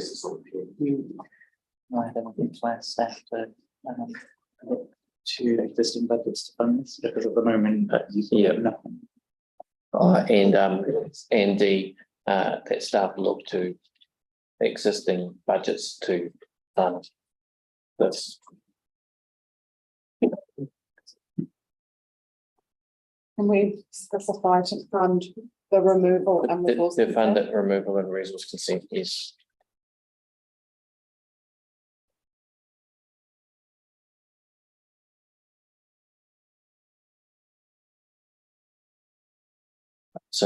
So are you happy with that, Tim? Right, so that's moved by Tim. Do we have a seconder? Seconded by Joe. Tim, do you want to speak to that as a mover? Just been on previously been on the community board as well and been involved with the Pukeko Centre. It's been a very long time, hasn't just been 2 years. And it just makes sense to me that people in the community putting their own money into a centre to make it great for the whole community. I respect their opinion and the facts, and that's why I moved this motion. Joe, did you want to speak to it? I just confirm what Tim says, so, you know. Does anybody want to speak against this? Are you like to speak for it, Joe? I mean, Celeste? Yeah, I mean, I just want to say that, you know, I think it's, you know, I'm obviously in favour of making sure that our parks are fit for purpose. And I think part of that is looking at, you know, the urban sort of plan, and some of that inevitably will be about changing some of the plantings that we have. So sometimes, you know, we do have to update our parks, and the ultimate goal long term is to increase the number of plantings that we have, and this will have that outcome. So we'll be doubling the number of plants there, and we'll also be protecting community infrastructure, which is really important, and we've invested a lot in as a community and as a council, and it's really successful. So I just want to make sure that, you know, we sort of keep an open mind with this sort of stuff and make sure that we get outcomes that aren't just sort of focused on one thing, which is sometimes it doesn't get the consequences that we're looking for. So yeah, I'm supporting obviously the removing the 13 trees and the other additions to that amendment, which I think make a lot of sense in terms of the long-term plan for the park. All right, thank you. Does anybody want to speak against? No? All right then. Well, yeah, I'll just say, look, as I said before, I don't like removing trees. I think on balance this comes across the line for me, and I'll support the what's on the table now. But it only just if this wasn't pines and some other species of tree that wasn't so common, then I don't think I could bring myself to support this. But on balance, I'm happy to support what Tim has moved. So the motion will now be put. All those in favour say aye. Aye. Against? Carried. All right. Thank you, everybody. We can't promise it'll be swift, but it's on the way. It's taken a few years. More to go. We're back to things. Right. Thanks. Thank you. Thank you. Thanks, please. All right, we now move to item number 9, which is the removal of bus stops on Pages Road near Avon.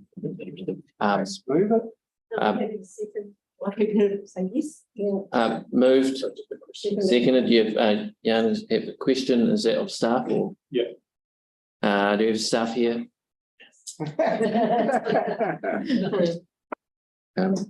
Yeah, thank you for the report. I was just wondering if I guess I was just surprised that these took so long to be identified as being surplus, and wondered what our actual program is that look at where bus stops are needed or not, and why these weren't picked up sooner. These bus stop. Yeah. So if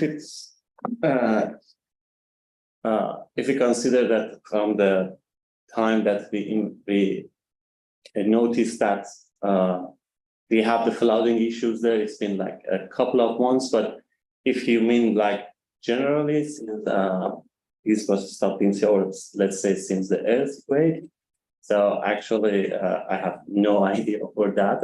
But I haven't been the whole time.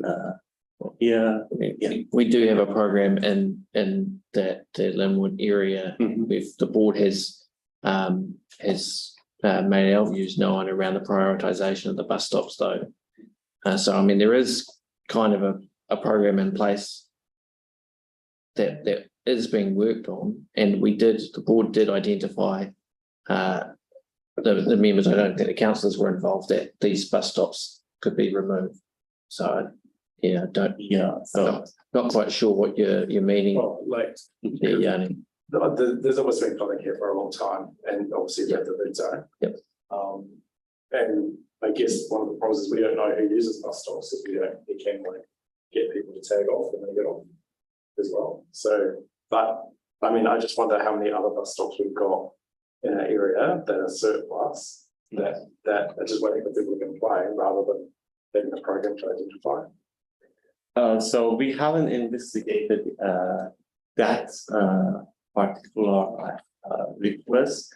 So normally the works that we do in this position, we have a very limited financial resources. So each year we have enough tickets, enough requests from community to spend that money on. So there is normally not money for investigating on researching the other required stuff. But I think there is a program coming next year, PT Future, which is for the whole city. It involves lots of upgrades on the bus stop. That sort of investigation could be part of that. And I'm just, well, thank you for addressing that. We've got a motion on the table. Does anybody want to speak to it? Okay. Well, Celeste. Oh yeah, I guess just provide a bit of context to Yanni. This issue popped up and a few residents had sort of complained. So are you speaking to this, or are you, sorry, I just want, because there's a bit of a lag, so I wasn't sure what you were doing, whether you were speaking to the motion or if you were trying to ask a question of staff. Oh, sorry, not so much a question. I was just commenting on it because one of the reasons this came before the board is because this got raised as through residents' inquiries that were directed to me. Oh, okay, cool. Thank you. All right. So as part, sorry, and just a final comment on that, as part of that, staff are working on looking at assessing the other bus stops. So we're hoping that some of those will be prioritised. So there is a bit of information there that can be shared. All right, cool. Thank you. Well, the motion will now be put. All those in favour say aye. Aye. Against, carried. All right, thank you. We now have item number 10, which is Woodham Gloucester Street intersection improvements. And I'll just remind you're welcome to join us in the table. Just remind members that we did get a comprehensive briefing on this, and where we gave some feedback, and that we've had and we've had a very good presentation from folks as well. So is there anything stuff that you'd like to draw our attention to, or respond to anything that you heard previously from the spokes? I could talk with regard to the with regard to some of the comments that were made around the width of cycle lanes. All our cycle design is done in accordance with industry guidance, which is outlined in Waka Kotahi cycle network guidance. 1.6 is the desirable minimum for a cycle lane adjacent to curb, like most of those are there. I guess the context, you have to appreciate that we're working within existing curb lines here. This is a relatively low cost project. We're not doing large amounts of curb work, so we don't have the luxury, I guess, of being able to accommodate some of that additional work. Even some of our lane widths there are at minimums as well. I'm talking about the vehicle lane. Yeah, so I guess that gives some context around why they have some variations of 1.6 and 1.8. We've put in 1.8 where we can fit it, but otherwise we've had to go to that desirable minimum. Right. Thank you. Do you have any questions? Yeah. Sorry, it's just hard because we don't have I didn't see the words on our plan, so I don't. But I was just concerned in terms of the words, in terms of the vehicle lanes as well. You talked about the minimum. So I think is the one up in the north is at 2.8 meters for the turning. And one of the things I've noticed with our cycle lanes now is that, like, if you go down Brown Street, that we're putting in cycle lanes where there's a right-hand turn where the road, I know it's Waka Kotahi, but I think Breezes Road also has a similar one on Pages Road, where the turning lane is so narrow that a car can't fit over the turning lane without encroaching into the cycle lane. So I just wondered, especially if we've got, I don't know if we've got buses or anything, but can you just explain a little bit about the 2.8 in terms of the adequacy of the width for a lane of traffic, particularly a turning lane? So I guess with regard to a lane, the minimum width is 2.5. So we've tried to accommodate more where we can. I guess where you're talking about lanes adjacent to cycle lanes. In these cases, we've got 3 meters on all the other approaches that we can't see at the moment. At least 3 meters on all those other lanes. So we're, I guess, minimising the risk that would get vehicles encroaching in the cycle lanes in most cases. It's 2.8 on the northern approach there. We haven't been able to fit in the cycle lane as such. It's a shared lane where cyclists are able to proceed straight ahead from that lane. Right. So if a bus was in truck, turning, if you're going south, going to the left, oh yeah, cool. So if you're coming down here, turning here, and this one's going straight, what's the turning circle look like? So all turning movements have been tracked. Right. Top of my head, I can't remember specifically whether that movement can be made entirely from within that lane. Right. But we do vehicle tracking of all movements and when design. Okay. The final question from me is, I just note that there's a number of small businesses here, and I guess just concerned about the quantum of feedback around the impact, but also noted that this was quite a quick consultation. I think it was just over 2 weeks. So I just wanted to, and given that there's a number of different languages in these businesses as well, did we consider do we have a community meeting where we invited people to come along and talk through what was being proposed, or if not, could we do that? Because I just think to getting feedback from people, it's quite a useful way. Yeah, so in terms of the engagement, I guess that was done. So there was 2 weeks that was done for the public consultation, and then there was from the 11th of April until the 25th of April, that was done for early engagement with all of the businesses on that intersection, as well as some of the affected residents. So we basically, any business that was able to be reached in person, we chatted with, and any that weren't, we left a letter to get in contact with us if they wanted to raise any concerns, as well as that we left correspondence with all the businesses that we didn't talk to.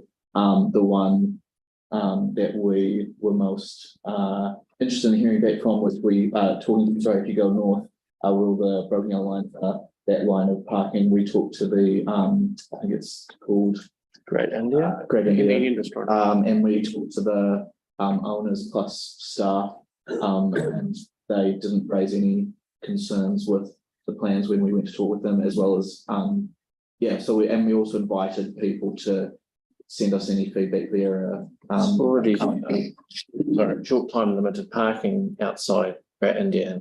So I have had lunch there quite a few times and talked to the owners quite a lot. And like when mostly people will park up further because it will take longer to have lunch than I think it's like 30 minutes. So I don't, if anything, I think the impact would be on the dairy there, which has quite a bit of parking outside. But what I'm saying is I don't think that the impact is going to be significant on that side of the road. Yeah, and as the plan says, it's like we have some no stopping restrictions to allow for this new layout, and the alternate parking spots as well are like not too far from the current spaces. Yes. And as Kiran was telling, we did meet all the businesses in person. Like Kiran and I went and met all the businesses in person and told this is happening. And yes, we did consider their feedback as well. And but during our meeting, there was not much concern about, like, especially from the Indian restaurant, there was not much concern about the parking. It was more about the works, the physical works that were happening, how disruptive it would be and stuff. But these kind of works are not going to be road closure levels or that levels of work. So we did tell them, and they were happy with that as well. So yeah, thank you, Joe. Yeah, just what is the reasoning about the north intersection treating it differently than the other ones? In terms of Like these have all gone straight ahead and left, but that one's got a left and a straight separately. What's the reason? A lot of what we're having to do is driven by the geometry of the intersection, what we're trying to achieve in terms of lining up the right turns, opposing right turns. So it leaves us with 2.8 metres there, which is sufficient to accommodate a separate left turn. Arguably, we could make that lane wider and put a cycle lane in. Preference in that particular case was for that shared lane. It's a low volume. Yeah, I was just wondering, because that takes up more room and takes away any chance of parking on the other side, if they did want to have parking there. Even if we were to re-provision that space, there wouldn't be enough to fit a cycle facility and retain parking. Thank you. Can you comment on the question around, there was, and provided by the driving instructor as well, about the issue with people needing something to slow people coming around the Gloucester Street corner up to the intersection, as well as from spokes wanting some plastic bollards to protect the cycle lane? I guess it's worth mentioning, and I did want to bring this up, that the speed limit on Gloucester Street is going to be dropped to 30k. This is part of the safe speed neighbourhoods. So that's already been through council at 30k.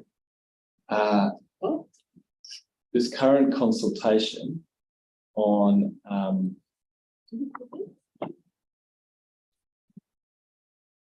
probably have I got the wrong end of the stick here? Or? There's a few councillors may not support it. I know that it's on the books. I didn't think it had been made yet. The consultations do open for us. Yeah. Safe speed neighbourhoods? Yes. Okay, well, in any case, there's consultation out at the moment, which for the other three approaches onto that intersection, which would all look at lowering the speed on those approaches to 30k as well, and changing to 40k to the north of the intersection. That's out of consultation at the moment. Yeah, that's safer speeds consultation. Previous one was the slow speed neighbourhoods when I was talking about. All right, Greg, and then Kelly. And you spoke about talking with the business owners there. I've recently been and spoken with them as well, and they clearly did not understand what was happening with it. Most of them, when I said there was changes likely to happen to the intersection that's discussed this week, they spoke about how they were looking forward to more car parks. So if the engagement has got them thinking there's potentially more car parks and most of them are being lost, I'm really concerned that the engagement there hasn't been as in depth and as informative as possibly needed. I sat there and watched for a number of minutes, but it was a bit close to an hour over time, and parts of the roads were heavily used at the moment for parking and things for the bakery and the corner places that are in and out of regular places. The restaurant owners as well stated for the takeaways that they regularly have people parking across the road and walking over, and they also still have many people parking on the yellow lines that are there now. So I think that there is something to be done around that inside corner with the bollards. It needs to be there, because I mean, you look on Google Maps at the moment, there's a car parked on those yellow lines. So it's just if I can't put the Google car went past at the time, but to me, it is a big concern that there's the loss of parking for businesses. There's currently 4 empty businesses there, and if you cannot get parking close to it, they're likely to stay that way, which isn't going to encourage people to. One of them empty because he lost his liquor license, but it's still 3 more. So yeah, with that, there's a lot of people put their money into this, and for the has there been consideration taken to narrowing the footpath on the eastern side of Gloucester Street there outside of BP to have more a shared space with a cycleway on the footpath with pedestrian cycleway in that side, and a bit to keep some of those businesses parked so they can use for their regular customers. Well, as Lachlan indicated earlier, this is a relatively low cost project, so we didn't consider expanding into the footpath space. But as I indicated earlier, the alternative parking spaces are not too far away, just a few meters away. And with the safety needs at this location and accommodating the cycle lanes and the new traffic lanes, we had to juggle around with the width available. So this is, and the number of car parks which we have taken near the businesses, especially this part, as we can see, we already have a lot of no stopping restrictions in this, on the western side of Gloucester Street and the southern side of Woodward. The number of new no stopping restrictions are very minimal in this side. So and we have alternative spaces very close by as well. Yes, we understand the concern that there might be a few loss of parking spaces directly adjacent to the businesses. But one thing is, yes, we need to accommodate the new layout, and also for safety concerns, And also the alternative spaces are like not too far away. So that's So you say with cost, it hasn't been looked into as an option of having the cycle path and the footpath merged as a point there, to be able to retain some of those spaces. not as a part of this project, but That's purely due to cost. yeah, nothing. But we are actually, we may, sorry, we may, like, we're looking at having to hold over some of this business to the next meeting if we don't. Okay. We're not there yet, Yanni, but so can you just, so whereabouts are you talking about? Outside where the BP is, so at the moment there's a white car next to the 35. Yeah. Using that footpath along there as a potential option to retain some of the parking for the businesses. So I've seen that many times with cars parked there going across the road. Okay, I'm not sure how that would work. We need a 3 meter minimum width for a combined shared path, like a shared pedestrian and cyclist path. And Lachlan, you want to add something? I was just going to say, we probably want it to be wider in the case where we've got parallel parking and people opening doors adjacent to it. Yeah, I mean, there is, although, there's already, like, there's not much parking for those businesses now. There's not, like, the difference is going to be negligible. There is parking around the back. That parking is never full either on that side of the road. And there's also parking behind where the Kai's for food cafe is now. And there's parking at the petrol station as well. And like, so, my view is we have to use this public space, which is the road, in the most responsible way possible. And I use this intersection a lot. I actually almost hit a friend of mine in his car on this intersection when I was in my work car. And he used to live just nearby. He didn't see me, but I saw him. And it just isn't fit for purpose. Takes his life in his hands every time I drive him through this intersection. Well, not just that intersection, Jackie.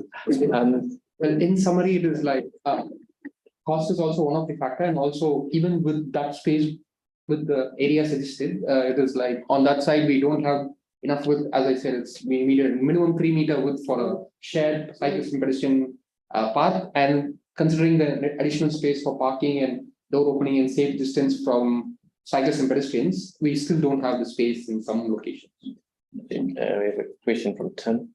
Statement. Question. Statements at this point are unhelpful. Okay, my question is, we've been through this and the Park 30 there was not there before, and it's going to help with the other shops. So my question is, could I please move this now?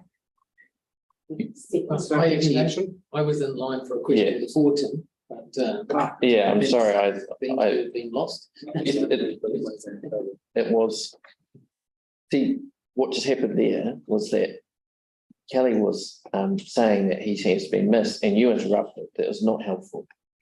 Kelly. Thank you, Mr. Chair.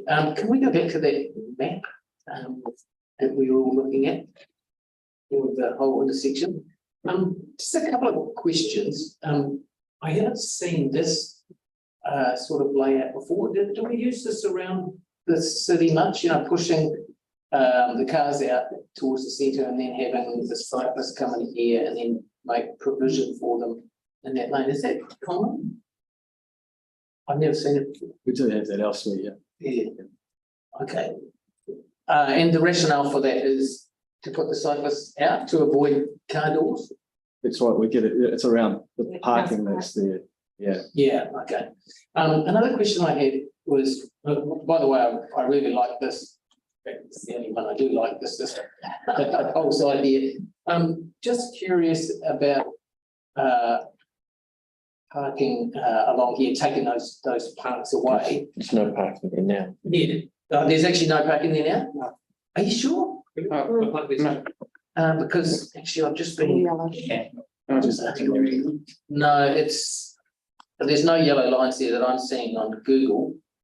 have they been added recently? This is outside the BP.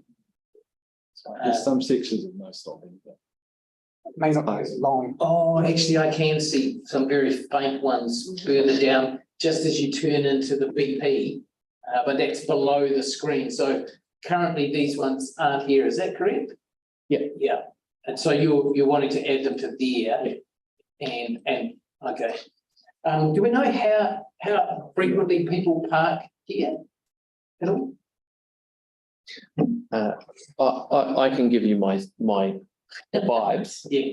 Is that because parking on that side of the road is when people mostly want to go to the petrol station, and there's plenty of room at the petrol station. Yeah, no, I was going to say, I mean, I was wondering whether they would actually park there and go across To the bakery. the other side to the bakery. Yeah. I mean, there hasn't been parking on that side by the bakery for ages. Yeah, on the bakery side. So I would assume that they would kind of park here and try to get across there. So yeah, I guess my question is, how acceptable would it be to leave a few parking spaces here for what you're trying to achieve in terms of allowing cyclists to go through there safely, but at the same time, allowing people to park there to go to the bakery? Well, that would force us to a situation where we're down to less than acceptable road width for cyclists to share with vehicles, which is the 4.2 metres we have there. So I guess that's best practice because it's currently being used that way and has been ever since, I guess, the road was made. We have to shift the centre line of the road over to accommodate the right turn. Oh, okay. Yeah. Yeah. Okay. So my other question is just going into the top. Kind of up here. Thank you. That's fantastic. Is there a risk by going 3 lanes wide here that people coming straight through may misjudge that? It looks quite narrow, sort of to get through there going north. It's just the point of setting it back though so far, isn't it? I guess there's 2 things to say to that. One would be we've got delineation there with the cycle lane and the green marking.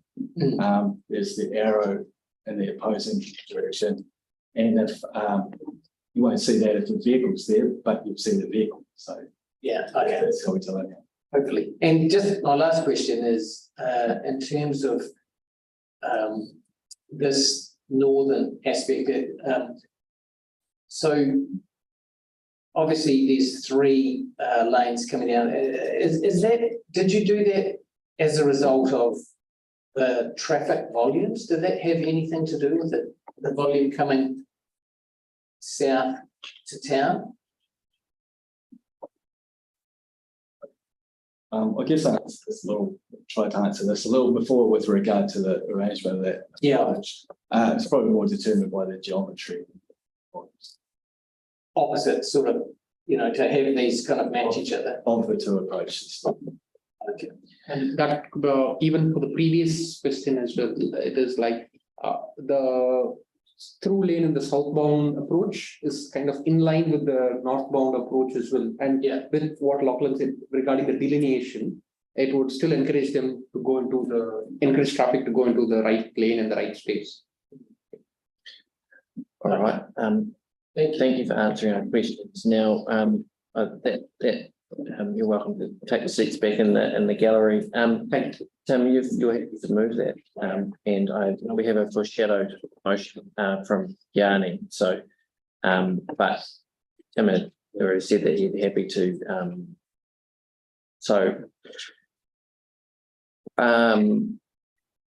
And Alex, you're happy to second it? Did you second it? All right. Well, we have a motion on the table. Tim, did you want to speak? This is the second time we've gone through all those questions and things, and I just think it's a great plan. Here we go, okay. I go through the intersection quite often, and I know something needs to be done, and with the width and the room we've got, I think it's a brilliant plan So that's why I'm supporting it and moving it. Alex? Yeah, like fundamentally, we've heard about the safety concerns that have led to this project being developed. And I think we as a board have a role to ensure that pedestrians, cyclists and motorists are safe on our roads.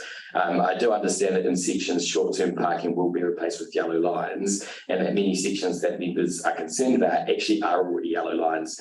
But there is already parking out the back in many of these locations, and there are parks less than a few metres down the road. So if members want to choose a couple of car parks and a 20-second quicker walk over other people's safety, then I think there are more serious questions being addressed here. All right, so there's 2 in favour. Does anyone want to speak against? Yanni? Yeah, if people want a really good example of what happens when you remove parking outside a local business, just go further up and look at the dairy on the corner of Recheck Road, Avonside Drive, Gloucester Street, the Gators Bridge, and you can see quite clearly the impact that it has. You know, I'm not saying what's being done here is going to put a number of businesses out of business, but I wouldn't underestimate the impact that no stopping restrictions have on local businesses. And I was particularly grateful for Greg for the work that he's done to go and actually talk to some of those businesses. And what occurred to me was the fact that people are absolutely fed up with how council makes decisions, right? Because they don't feel that council listens, they don't feel that council's engaged, and they don't feel that their submissions can actually make a difference. And they don't actually understand the information. And so I think we have a kind of duty to make sure that we bring people with us when we do changes. And if you read through the submissions, there's a lot of people that actually can't understand why we're spending the money on this intersection. I would say that, you know, I think we should be trying to make some improvements here, particularly in a really dangerous bend, which I tried after the earthquake to get council to look at acquiring some property to kind of fix the road, which seemed an obvious thing to do, but that wasn't taken up. But it just seems to me that, you know, all the evidence we've had from when we've engaged with residents groups around a residents group policy review has been that we should not do consultations within a period of less than 6 weeks. We've only done about 2 weeks formal consultation on this. But I just think that that's completely unfair to local communities. It goes against the evidence that we've had from groups in the past where they need time to be able to process what's happening. I would prefer that we actually have a meeting. I recognise that actually maybe there's language issues that are a barrier to just filling in surveys and filling in response forms, and that sometimes having community meetings to engage with people is actually a really good way with the elected members, the council staff and the community to try and find solutions to some of the issues that have been raised. I've also got a number of questions as well around things like the future provision of bus stops. As people may recall, before the earthquake, we used to have buses going through here, like the Orbiter, and then that got changed. And there's still some old bus stops that you can see on the maps that, you know, what happens to the future of PT through this, particularly if you're relying on some of those spaces that currently have car parking to be reused again for PT, which I know is something that people have long things. So yeah, I would foreshadow that this should lie on the table. We should have a community meeting with elected members, council staff and local businesses and residents, and we should talk through more about what the impact of the plans are going to be. I also think you're running out of time. We should take an evidence-based approach, and we don't have the evidence around things like the parking demand and the impact. That's it. You're running out of time, Greg. The reason I won't be voting for this one today is there's a number of good reasons for this to go ahead, but there's also reasons for it not to go ahead. To be purely going with the cheapest solution because that's what's there now, to me doesn't give us the reason to do that particular works. If we're talking about needing more space on the road, there's acquisition potentially of part of our BP site to move that across to take some more space to create the extra space we need on that area. There's other things, I know acquisition, that was Alex's favourite thing and he's smiling happily over there, but there's many things like that we can look at more options to support these businesses that have struggled over time. We're finding things a lot harder to do these days, businesses struggling across the board. We've got 4 empty shops there that are less likely to get filled in the future, which is not going to bring more people into that area, which is not going to support the businesses, which is not going to help that area thrive. To me, there's still many things that can be improved around the area, and this is not the major concern at the moment, is this intersection particularly. I do at the same time, while speaking against it, like the fact that there is right turn lanes going in. I must say that is a much improved space in the area. But the lack of parking and consultation discussions, or meaningful consultation discussions with the businesses is the reason that I will be completely against this. We've had 2 in favour and 2 against, and we have some other decisions to make. So I'm going to put that now. So all those in favour say aye. Aye. Against? No. Well, we might need a division. So, Celeste? Yes. Did you, sorry, can you, was that a yes or a no? You're muted. Okay, we'll just do it. All those in favour, raise your hands, please. So that's 1, 2, 3, 4, 5. and then says 5, so that is carried. All right, well, thank you, everybody, and for the thoughtful debate. All right. Yeah, thanks, Kelly. No, I didn't get the opportunity. No, we had 2 in favour and 2 against, and we, I don't need to take everybody to speak on every motion, no? Since when is that? Really? It's insanity. All right, now we have another decision to make. We have the wooden, oh no, we've done that one. Waitai Coastal-Burwood-Linwood summer with your neighbours. I'm happy to move. Happy to move? Yeah. Anybody want a second? I do. Thanks, guys. Yeah, thank you. Joe? Thank you very All much. right. All those in favour say aye. Aye. Against? Carried. The DRF application for the Spencerville Residents Association Incorporated. This is a deluxe newsletter, but it is, my understanding is that it's a very well published and very well read, and it provides a number of functions for a community that is otherwise quite isolated compared to the rest. And so it's quite a good use of money. I'll move it. And so that's been moved by Joe and seconded by Young Bloke. By Alex. Any discussion? Question of Emily? Yeah, thanks. Do we have a policy for funding residents groups and users to be printed? No, there's no policy.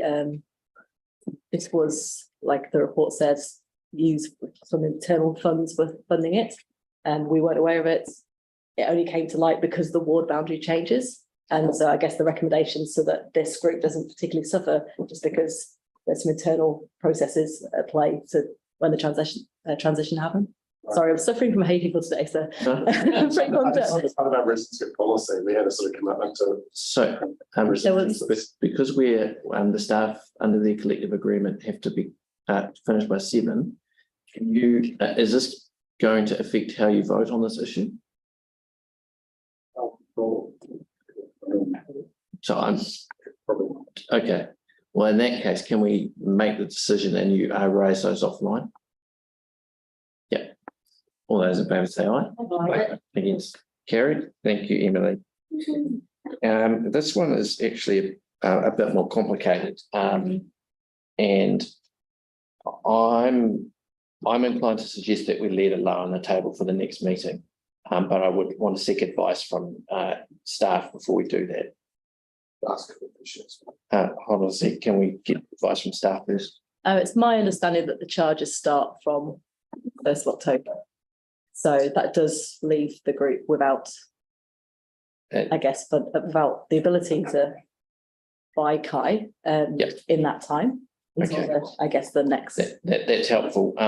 Jackie has some information. Okay. No, I'm just saying, can we partially fund it? Can we actually like give an advance on what's been suggested and then come back to the rest of it? It was going to be my recommendation that we only fund 2,000.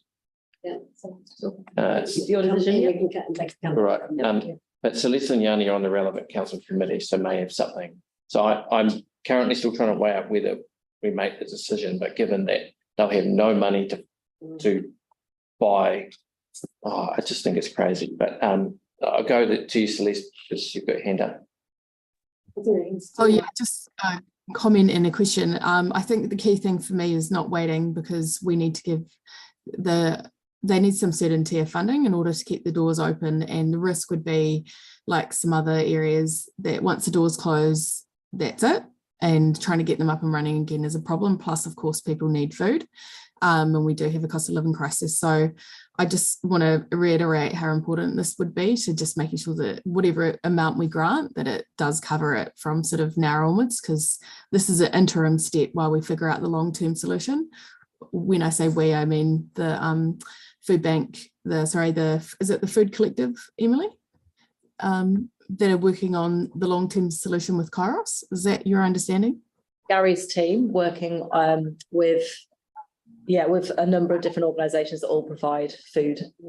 So it's kind of a complicated situation, but there's at least banks, and we're trying to work out a better solution. That's right. So the short version from my perspective is that this is an interim step, but we want to make sure that we give them sufficient funding so they're not having to keep coming back to the board, because it potentially could take some time to work through some of the logistics of Kairos upscaling their ability to distribute food, or whatever organisation takes over that. A very unfortunate situation that we're in, and we've got ourselves a failing model.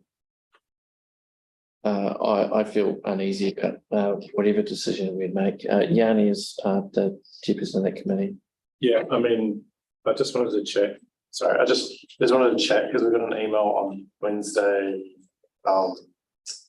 last week, I think, just saying that there had been there was food that was available at no cost because they hadn't received, Canterbury Food Bank hadn't received the orders that they wanted. So I guess I'm just a little bit confused now about why we would need to fund it if the group could continue with the food from Food Bank Canterbury at no cost. So not Food Bank Canterbury, it was through Kairos, and the community fridge and pantry already receive food through Kairos 2 days a week, but it's quite they kind of get what they're given, and they don't provide bread, so it's not suitable for the amount of food that, I mean, there's 100 people queuing out there every day. Right, it's not enough, and they already do receive that food. So at council, we were pretty clear that we were unable to fund the purchase of expired food, that it was potentially not something that could be done. I'm happy to support this growth, but I'm concerned that the funding goes towards doing something that's not really moral. So is the group able, if we gave them some funding, to not go through Food Bank Canterbury, but to acquire the food that they would otherwise get? And that, I guess they're waiting on Gary's team kind of working a better solution where we're not having to fund a group who's charging for food that's about to go. It's my understanding that it's not expired, but it's the stuff they can't sell. Yes. But yeah, it's definitely not ideal, and that it's a difficult decision to make. But I guess from my point of view, my recommendation is based on the fact that community fridge and pantry is using Kai as a tool for engaging with really vulnerable people. So it's not just about giving the food out, it's about those people coming out, accessing services, being able to talk to people, and all of the kind of wraparound stuff that goes with it. And it's not a great situation, but it's a stopgap until we can come up with a better solution. Do we know what the cost is per week? 320. Right, so could we give an interim amount? Because it seems like the solutions are being worked on. I mean, I was a bit confused, I guess, from the email, because I thought effectively what had happened is that those fees that were going to be charged aren't going to be charged because they've got an excess of food now. And I mean, we're kind of hearing something different, but yeah, is there a way that we could just give an interim kind of decision for a very short term until we can get more clarity, which I kind of want to do. The only problem I have, well, not the only problem, but one question I had is, wouldn't that take us to about Christmas? The 4,000 was to tie them over till January, and we hope by then a solution would have been made. So that's the so Celeste. Yeah, I was just going to make the same point that it is an interim option, 12.5 weeks is what. So it is really just to tide them over. Giving them, the risk is giving them too little funding means we come to Christmas and they're coming back to the community board because it hasn't been sorted out. It's already taken some time to get any communication going in terms of through the longer term plan, and I don't think we'll have it sorted by Christmas is my. Yeah, thank you, Celeste. Jackie? Right, there's just, I understand that we want to take them through to January. This is $4,000. And as soon as we grant $4,000, we are going to have a number of other community groups coming. We've set a precedent. So my recommendation is that we partially fund. And if they have to come back, they have to come back. But we look at it, this is a partial funding of their $4,000. And in the interim, we put pressure on Gary and his team to work on this. And we actually have a look around and see how many other community groups are in the same position and who are likely to actually come and ask us for money. Because if we have this group asking us for 4,000 and then we have half a dozen other groups all asking us for money to tide them over until January, our DRF is. We don't So- say yes. Well, no, we Well, we can't say yes to one and no to the other. There is a board priority for specifically for safety initiatives in New Brighton, based Right. around Kai, so that So there is a line in the lots of board. people will just say no to them if they come forward because we haven't got a precedent set for them. That to me What we- isn't right. What we could do is say, grant an interim amount and ask, and note that if the bigger picture isn't resolved, that staff isn't resolved by our meeting in first meeting in December, Yeah. that staff bring another request, and that this in no way creates any precedent. No. It's not that I don't want to give them money, it's just that we have to actually look at where our DRF funding is going, because that is, the funding food banks is not a lot of our DRF. Yeah. I just want to check, how many food banks are in our board's area, and have they all sort of been given communication about what's happening?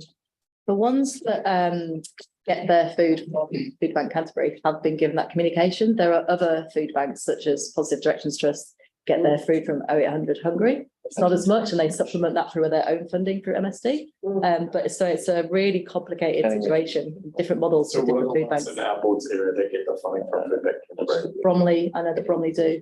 Very nice, St John's Church. Yeah. Right.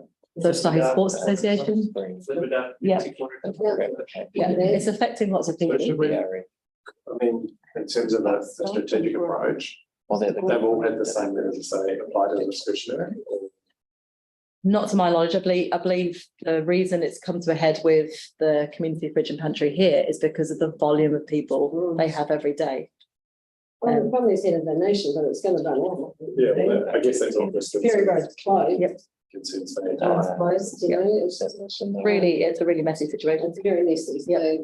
So I just think we just need to be very careful about setting precedents and but I do, I do totally want agree. to give some funds to. I can't spell. Can I say, if we go 12 countries, we could basically, you know, the cost Hang on. of doing it for 4 weeks, so it gets through to the next board. I would say 2 weeks. 2,000. Yeah, so I've just with Cindy drafted this recommendation, so approve 2,000 and failing resolution of the cause of this problem, we all know what that is, that the group submit another application to the board DRF for the 11th of December, which is our last meeting of the year. And that the board note this in no way sets any precedent. Well, can we invite the other food banks to also apply? No, We just No. Then how are we going to resolve that fairly, you know? well, the thing is that we have a set of priorities, as Emily has said, and we and this like. Let's go, they can apply, that's. Yeah, they can apply, but I don't think we want this resolved. We don't want a whole bunch of applications for staff have to sort through. No, I agree. Okay, so let us focus on getting it resolved, and we.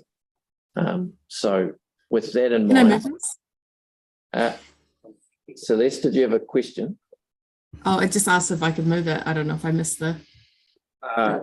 You can move it. Yep. Okay. Do you have a seconder, Jackie? All right. All those in favour say aye. Aye. Against, carried. Thank you, everybody. That was very constructive. So we have the area report. I just move that we receive that. Yeah. And to seconded by Jackie. All those in favour say aye. Aye. against carried, and I am going to say that there's no members information exchange unless there's a burning information that needs to be no. All right, well, in that case, if you'd like to be upstanding for our karakia,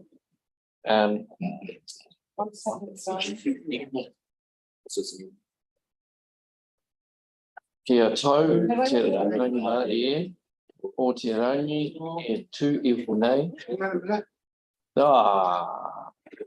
Wait. Okay. Say wait. Start here. Kia tau, te rangi mā e, o te rangi e tū I whunei.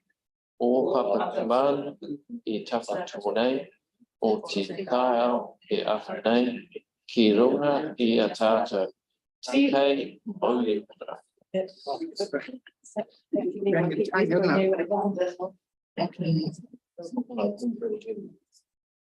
Right. Just